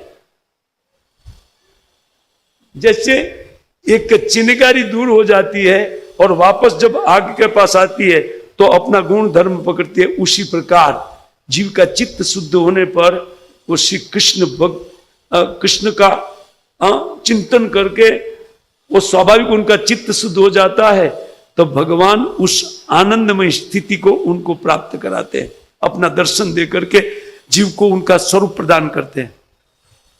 इसलिए कृष्ण ही सबके लिए सब कुछ है।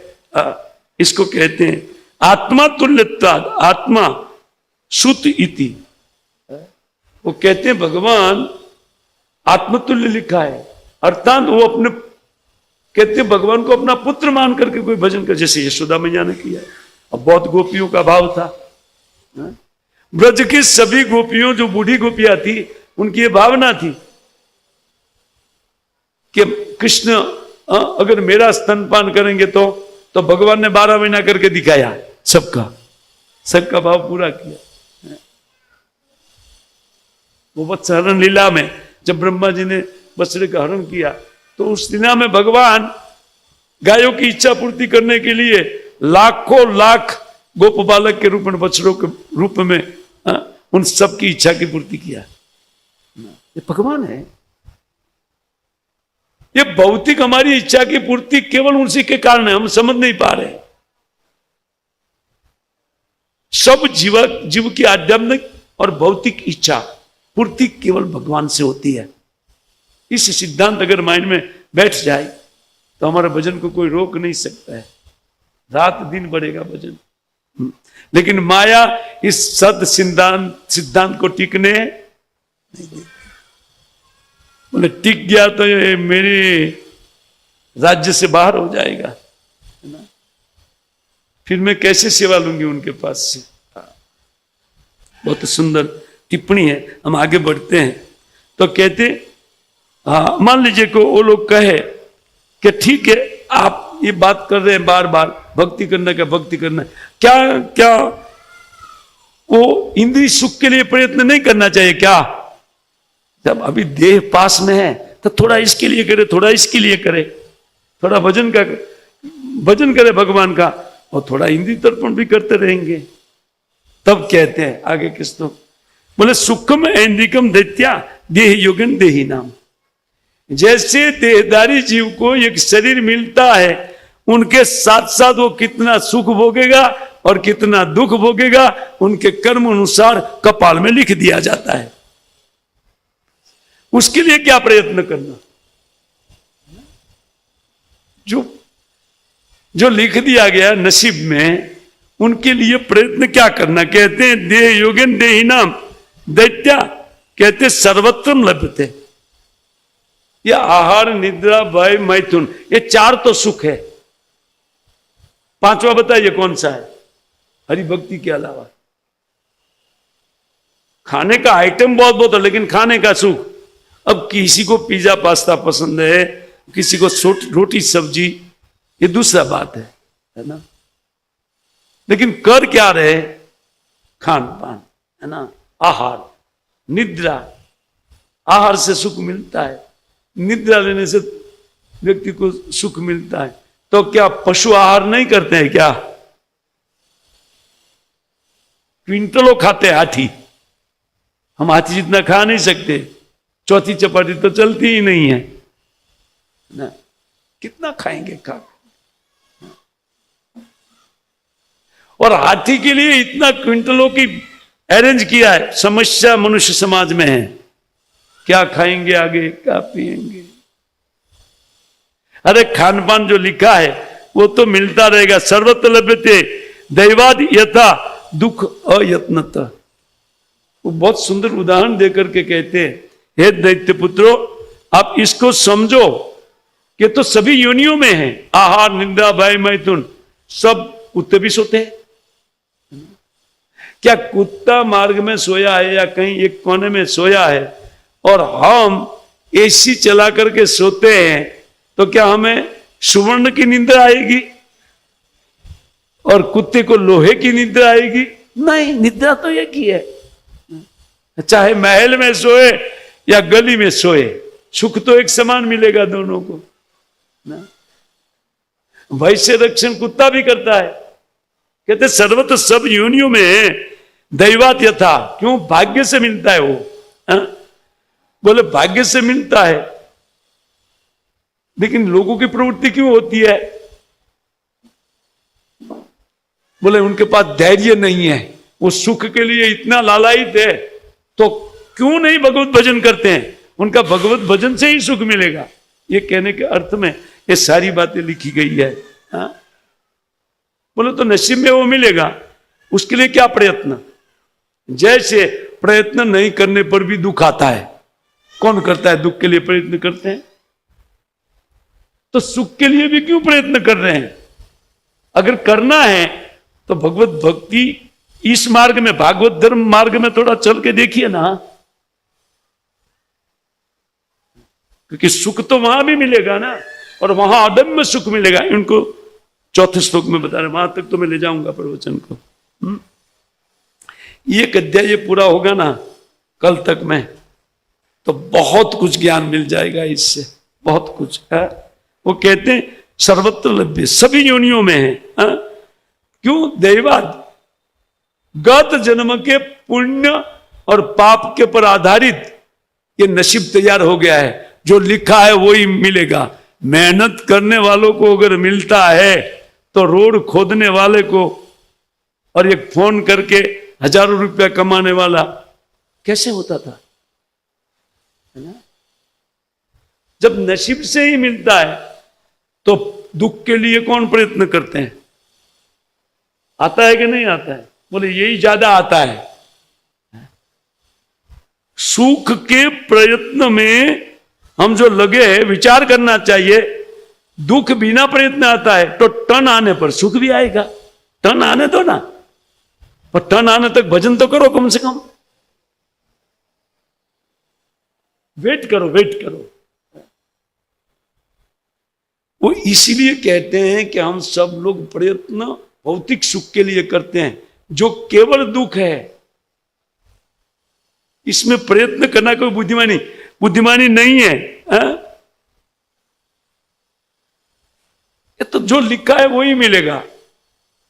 तो इससे कहते तत्प्रयासो न कर्तव्यो यह तो आयुर्वैव परम। ये परमायु है, अत्यंत दुर्लभ मनुष्य शरीर की आयुष्य। क्यों? क्योंकि उससे भगवत प्राप्ति करके परमानंद की प्राप्ति हो सकती है। ये थर्ड क्लास इंद्रिय सुख जो आज है वो कल क्षणिक में खलास हो जाएगा, एक क्षण के लिए है। उसके लिए क्यों मेहनत करें? ये कहते हैं इसे तत्प्रयासों न कर्तव्यो यतर आयुर्वेव परम। जिससे परमायु खलास होती है, या परमायु अत्यंत दुर्लभ मनुष्य जीवन केवल पशु की तरह, जैसे पशु भी विषय भोग करते हैं, उन विषयों को कमाने में नहीं लगाना चाहिए, क्योंकि वो नसीब से मिलता है। न तथा बिंदते क्षेम मुकुंद चरणाम्बुजम। तो क्या इंद्रिय सुख का प्रयत्न न करे क्या? उनको तो बोलते नहीं करना चाहिए। बोले नहीं नहीं, इससे थोड़ा सा सुख तो मिलता है। बोले तो मुकुंद चरणों से मिलने वाला महासुख की तुलना में ये कुछ नहीं है। इसे कहते हैं कि क्षेमम न विंदेत मुकुंद चरणाम्बुजम। जब भागवत धर्म का आचरण करके आप मुकुंद का चरणारविंद प्राप्त कर लेंगे और उससे जो एक अद्भुत सुख मिलता है, वैसा सुख इंद्रिय सुख नहीं है, वो तो दुख है ना। इससे कहते हैं कि इन मानव जीवन की दुर्लभ आयुष्य को विषय कमाने में, ये खान पान आहार निद्रा भैथुन ठीक से किया जाए, इसके लिए विषयों को कमाने की आवश्यकता नहीं है।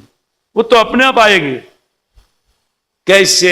हमारी संतुष्टि नहीं है इसमें, आप कहेंगे, लेकिन बिना काम किए और बिना खाए, अब देखो थाली पड़ा है, वो तो उदाहरण देते हैं।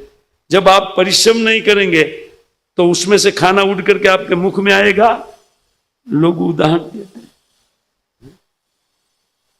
एक बार एक शिष्य को विश्वास नहीं हुआ गुरु के इस वचन में, उदाहरण याद आ रहा है। वो बोले बेटा भौतिक प्रयत्न नहीं करना चाहिए, हाँ वो नसीब में है तो मिलता ही है।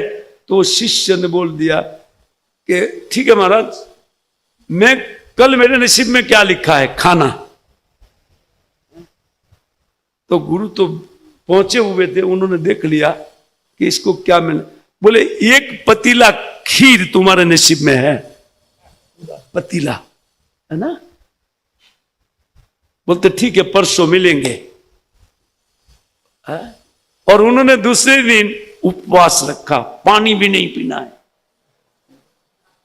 और उपवास रख करके वो घर वाले बोले आज क्या हो गया, एकादशी है? बोला नहीं एकादशी नहीं है, लेकिन तो खा लो बेटा, मां बोल रही है तो बेटा खा लो थोड़ा। वो दोपहर तक तो परेशान हो गया, उनको खिलाने के लिए कितने तैयारी, पहले नहीं पूछते थे। उस दिन ज्यादा फोर्स से खाना आ रहा था। हाँ तो नसीब में था ना भाई, क्या करे। उनका नसीब था, एक पतीला खीर लिखा था, लेकिन वो बोलता है नहीं, शाम 5 बजे तक वो कुछ ग्रहण नहीं किया। और जब बहुत परेशान हो गया कि ये लोग 12 बजे तक कुछ ना कुछ खिला देंगे बस, इसलिए वो भाग करके खेत में चले गए। गांव की घटना है, खेत में चले गए। एक वृक्ष का घटाटो वृक्ष था गांव के थोड़ी दूरी पर खेत में। तो बस यहां बोले रात बिता करके जाऊंगा और कल सीधा महाराज के पास जाकर के बोलूंगा कि मेरा पतीला देखने को मिला नहीं, है ना, खीर का। तो वो चढ़ गया पेड़ के ऊपर और आराम से, तब तक सूर्यास्त हो गया।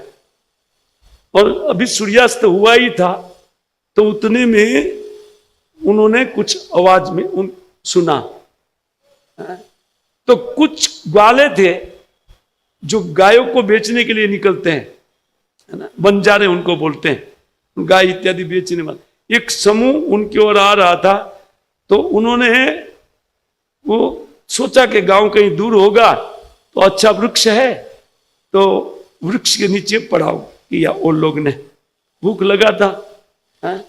तो गाय दो करके दूध निकाला और चावल था, बाद खीर लगाया, और नीचे खीर पक रहा है, ऊपर वो सोया है।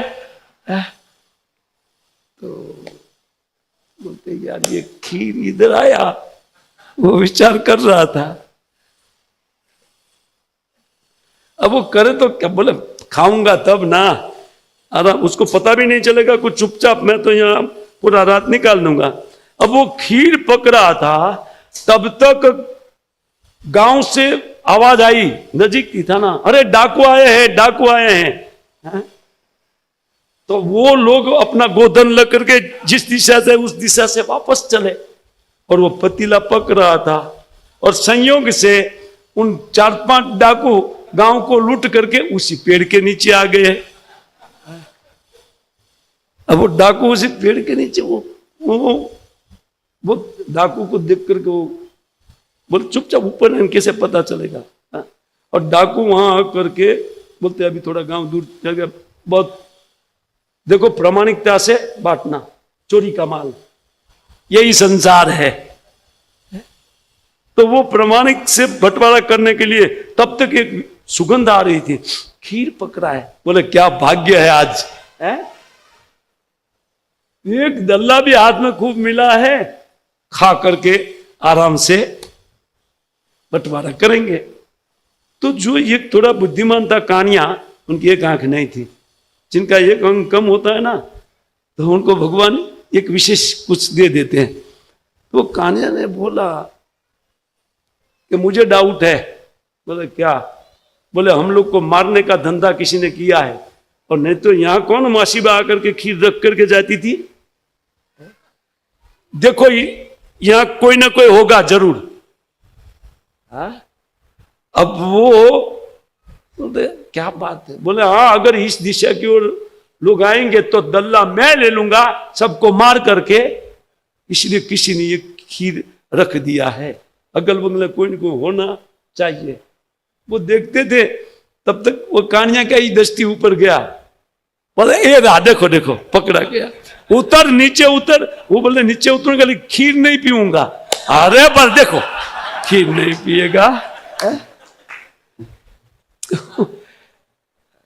वो पूरा पतीला पिला दिया उनको।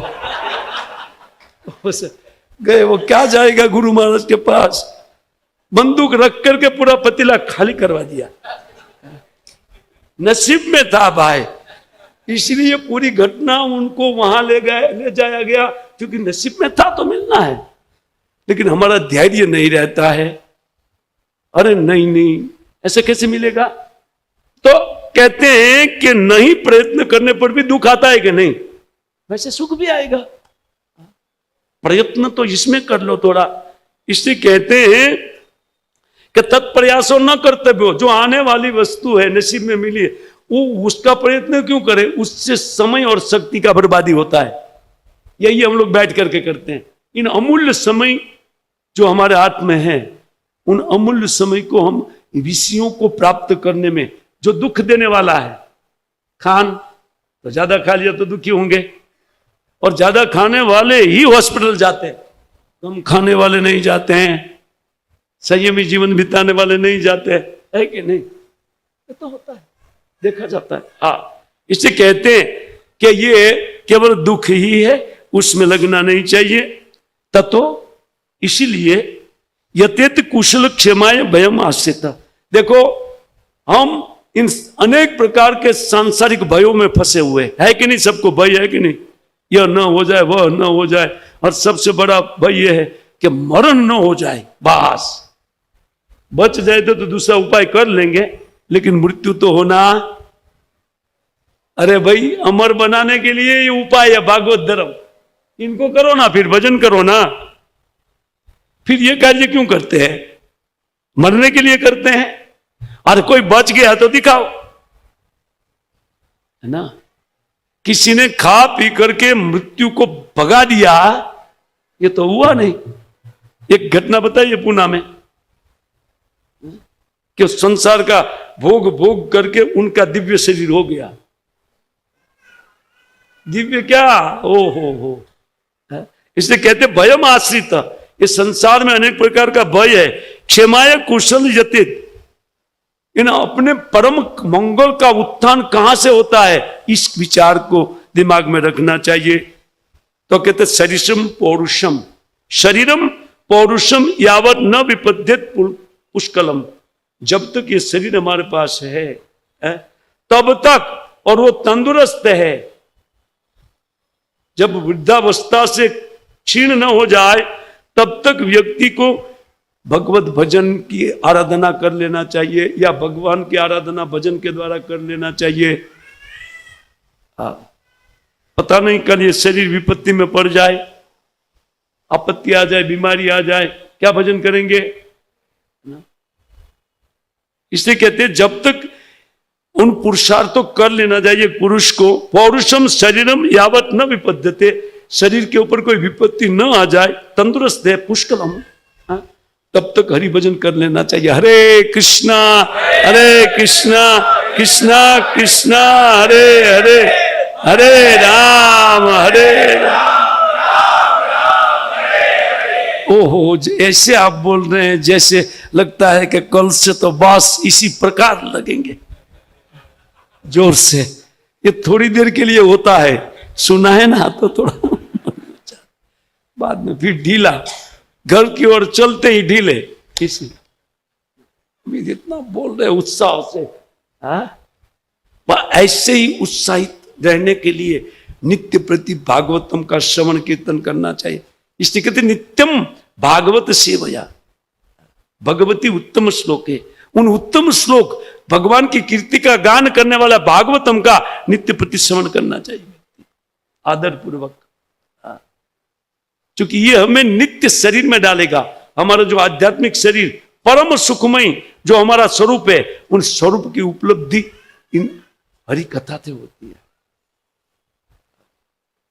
और हरि कथा से भगवान में हरे कृष्ण मंत्र जप में हमारा मन लगेगा, उनके कीर्तन में आह्लाद मिलेगा, हरि भजन से होता है। अब इसको कहते हैं जब तक ये शरीर है तब तक व्यक्ति को कर लेना चाहिए। वो कहते हैं, देखिए अब बता रहे, अब आयु का विभाग करते हैं। वो कहते पुंसो वर्ष सतम, ये आयुष तद अर्धम चा अजितात्मन निष्फलम यदसो रात्र्याम शैत्य अंधम प्रापितम। बोले 100 वर्ष की आयुष है ना आपके पास। कोई बोलेगा नहीं नहीं, ये थोड़ा तत्काल मर जाएंगे। ठीक है 100 वर्ष गिनो, तत्काल नहीं मरोगे, 100 वर्ष रखो, क्या आप 100 साल जिएंगे। अब मान के चलिए, जबकि ये कहते कि जब तक शरीर तंदुरुस्त है तब तक भजन कर लो। लेकिन कोई कहेगा नहीं नहीं नहीं, तंदुरुस्त रहेगा हमेशा, क्या दिक्कत है?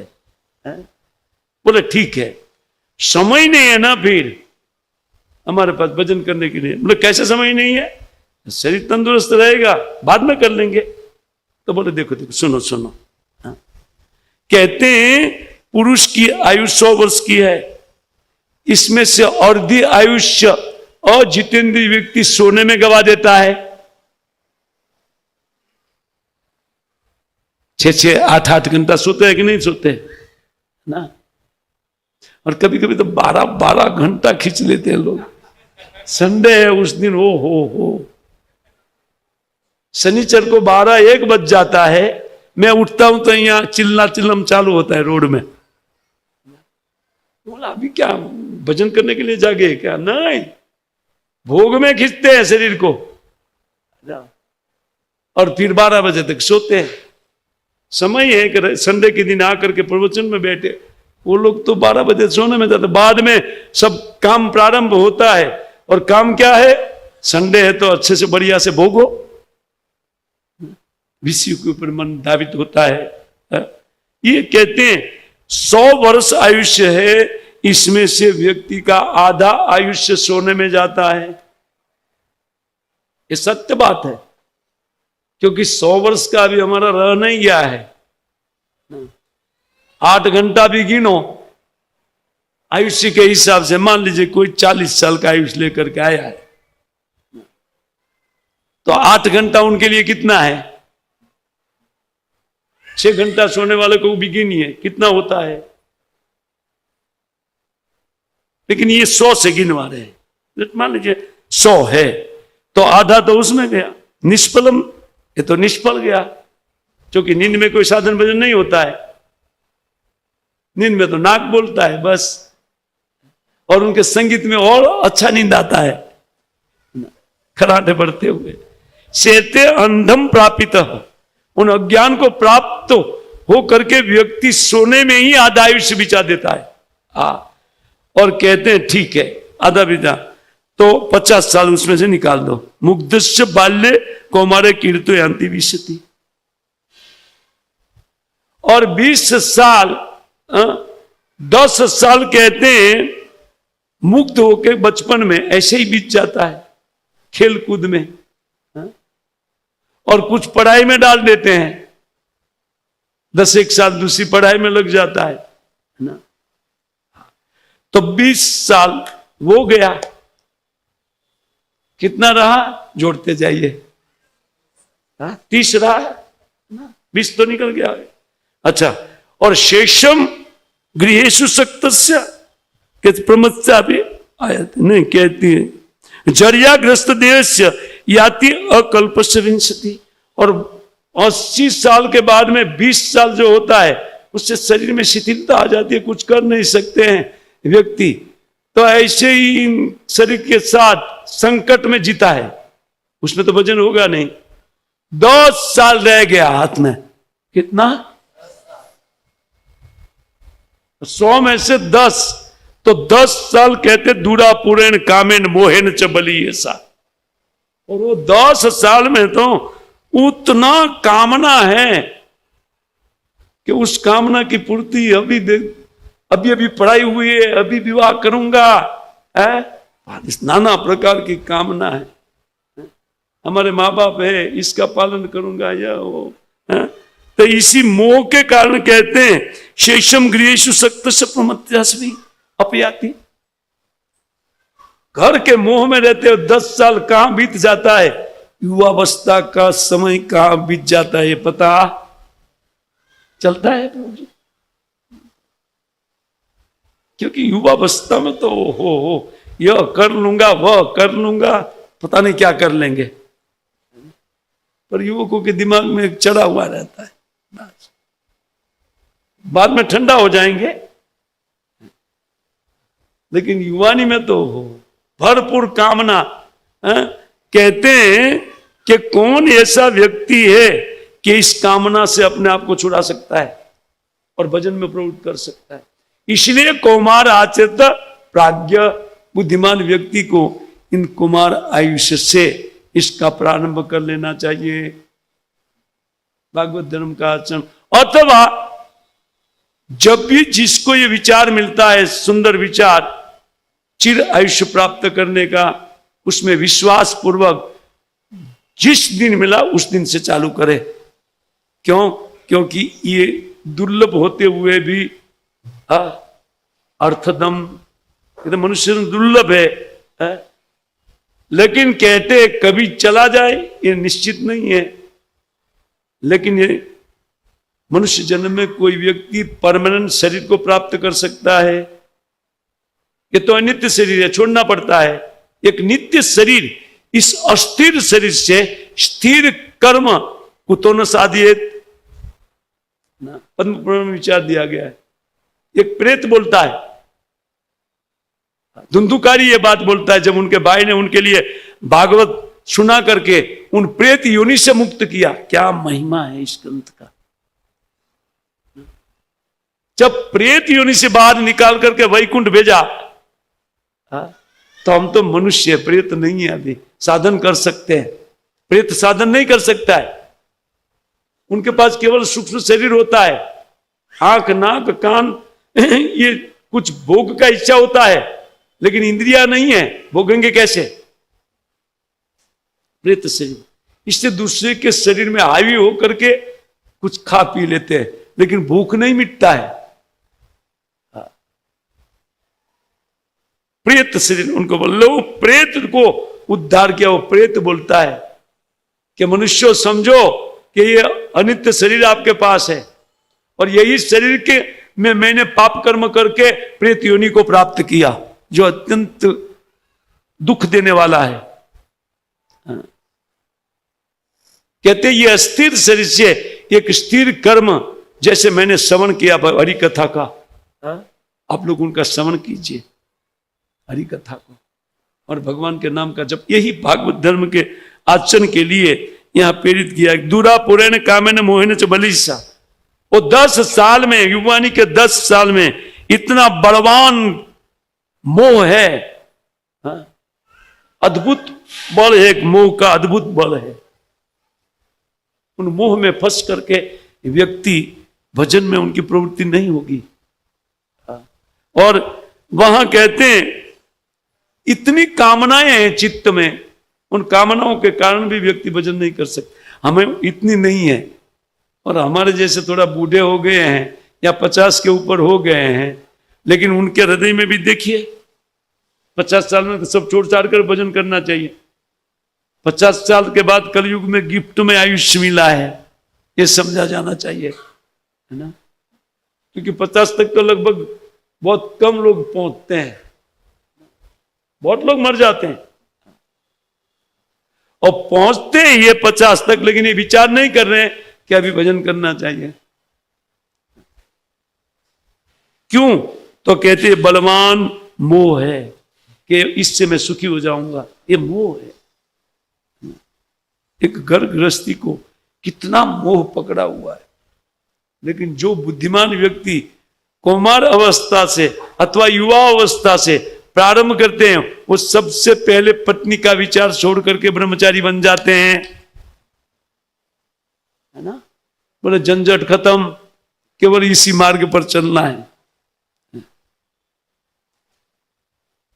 ये नहीं है कि यार ये कोई संसार के योग्य नहीं थे इसलिए ब्रह्मचारी बन गए, नहीं नहीं, इन लोग के पास डिग्रियां है।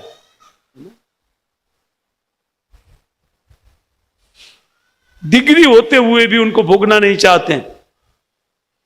क्यों? क्योंकि भोगों से कभी भी जीव को तृप्ति होने वाली, कोई संतुष्ट हुआ भोगों को भोग करके आज तक?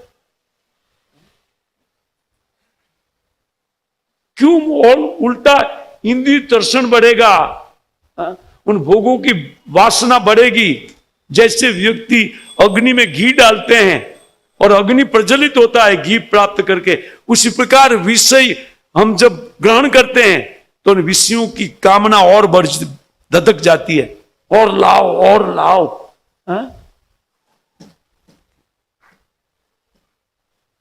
इसीलिए भगवान का दर्शन स्पर्शन इत्यादि प्राप्त करने के लिए व्यक्ति को मंदिर की ओर धावित होना चाहिए। सभी गृहस्थ जो यहां बैठे हुए हैं, मेरा नम्र निवेदन है कि वो लोग सबसे पहले मंदिर आए, उनके बाद में काम पर जाए, सबसे पहले यहां आ जाए। मैं सोच रहा हूं यहां दूरी पर रहने वाले कोई ये प्रवचन में आज सोमवार को नहीं आ सकता है, तो निकटतर आपका घर है कि नहीं? रोज आइए, डेली। एक बहुत सुंदर आइडिया बता रहा हूं मैं। पहले जो व्यक्ति मंदिर जाके बाद में काम पर जाते हैं ना, उन लोग को भक्ति एक सुविधा दे देगी। क्या? बोले ये रोज आसक्ति पूर्वक आ रहा है, तो भक्ति ये सुविधा देती है कि ये नौकरी करता है और बहुत दूर जाना पड़ता है, निकट नौकरी लगा देते हैं। और जो सैलरी मिलती है वो डबल सैलरी में नौकरी मिल जाएगी, और निकट, है ना। आप देखिए, अपना करके देखिए। और या तो बिल्कुल छूट जाएगा तो बहुत बढ़िया है, उसमें ज्यादा हरि बोल नहीं हुआ यार। हम कितना गंभीर है इसको सोचिए आप, हम भोगों में कितना गंभीर है। या तो छूट जाएगा तो छूट जाएगा, तो क्या करेंगे? अभी सुना अब भी सुना, अब भी गया।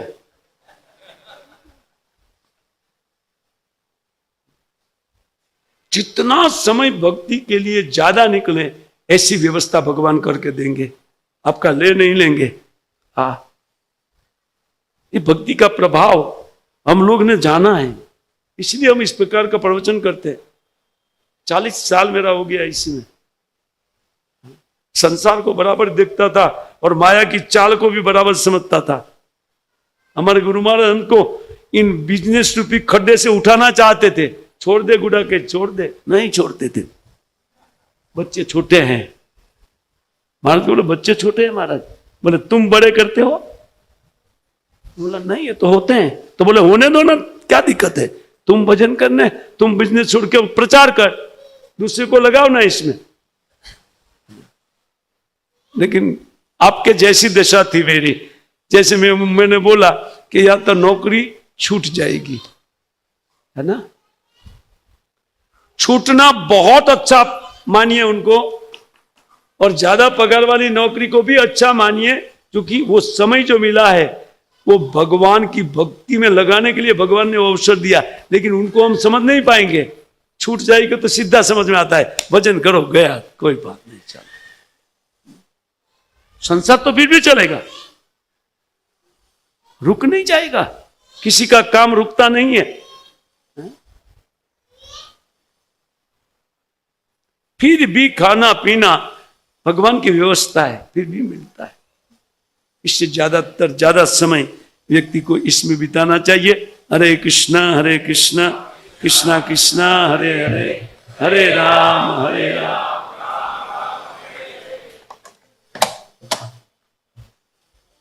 तो थोड़ी देर कीर्तन कर लेते हैं, जब तक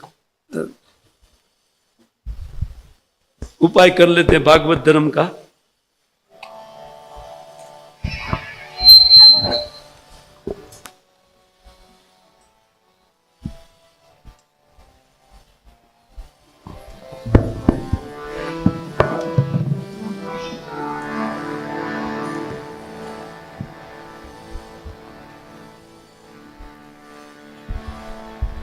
नमो विष्णुपदाय कृष्ण प्रेष्ठाय भूतले श्रीमते भक्ति वेदांत स्वामी नामिने।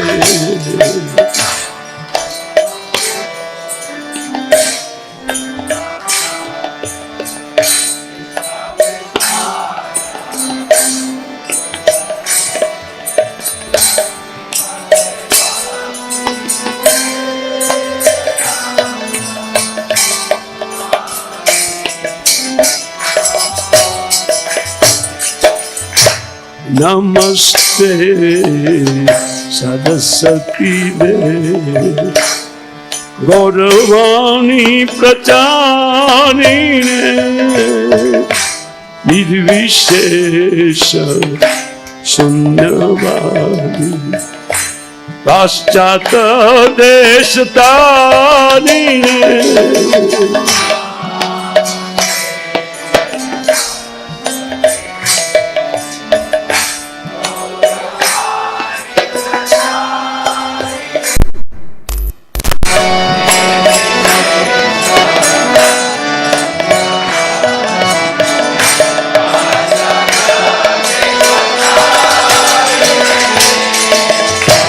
श्री कृष्ण चैतन्य प्रभु नित्यानंद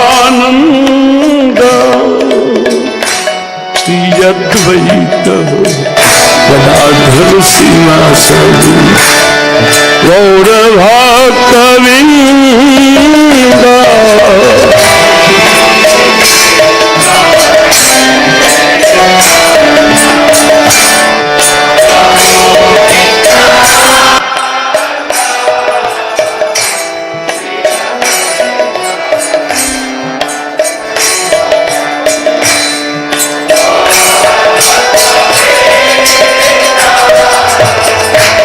हरे कृष्णा कृष्णा कृष्णा हरे हरे हरे राम राम राम हरे हरे।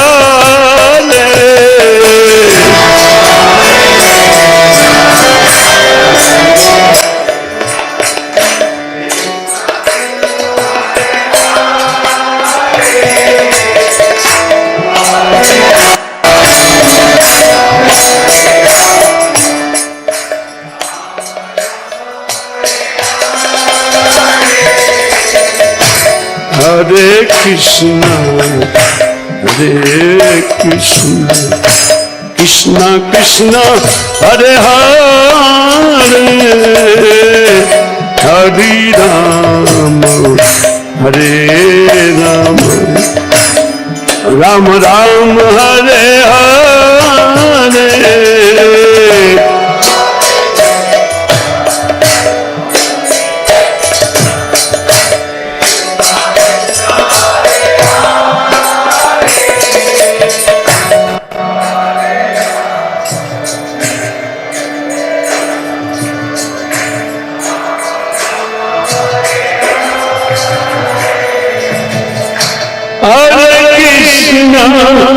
हरे कृष्णा कृष्णा कृष्णा हरे हरे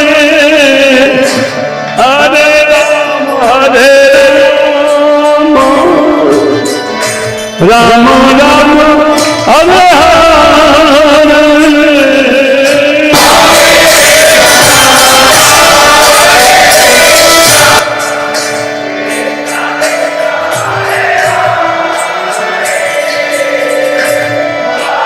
राम हरे राम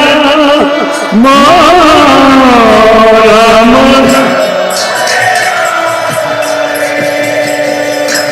हरे कृष्णा कृष्णा कृष्णा हरे हरे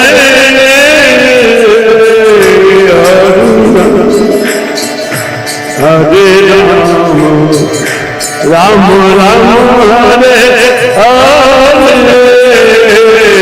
हरे कृष्णा।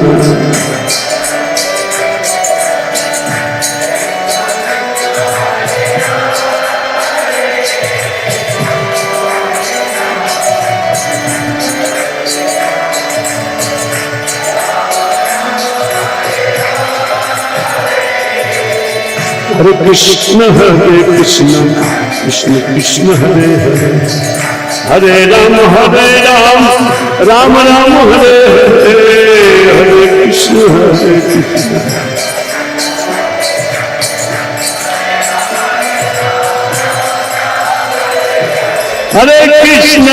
हरे कृष्ण कृष्ण कृष्ण हरे हरे हरे राम राम राम हरे हरे।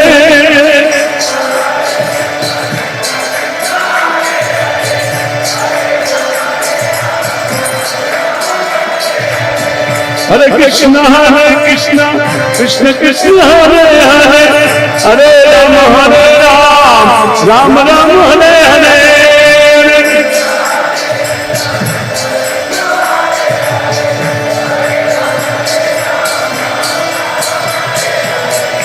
हरे कृष्ण कृष्ण कृष्ण हरे हरे हरे राम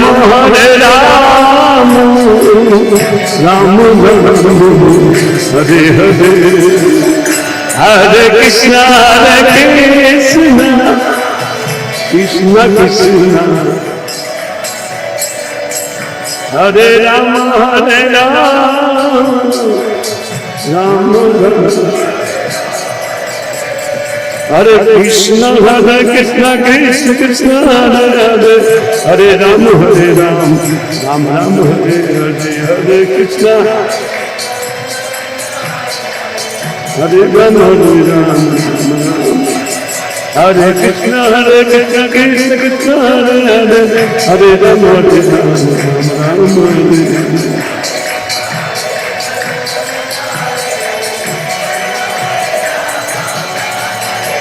जय दादा कुंज बिहारी, जय दादा कुंज बिहारी जय। निताई गौरंग जय, निताई गौरंग, निताई निताई निताई निताई निताई गौरंग,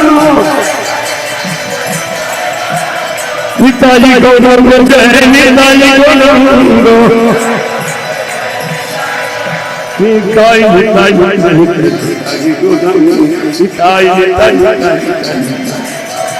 निताई निताई निताई गौरंग। जय प्रभुपाद, जय शिल प्रभुपाद, जय प्रभुपाद, जय प्रभुपाद प्रभुपाद, जय गुरुदेव, जय श्री गुरुदेव, प्रभुपाद प्रभुपाद प्रभुपाद प्रभुपाद, जय जय प्रभुपाद प्रभुपाद प्रभुपाद। गौर प्रेमानंदे ग्रंथराज श्रीमद् भागवतम की, श्रील प्रभुपाद की, निताई गौर हरि प्रेमानंदे।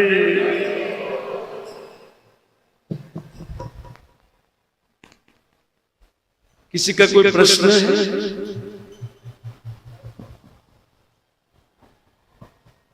ठीक है, प्रश्न हरे कृष्णा। तो इस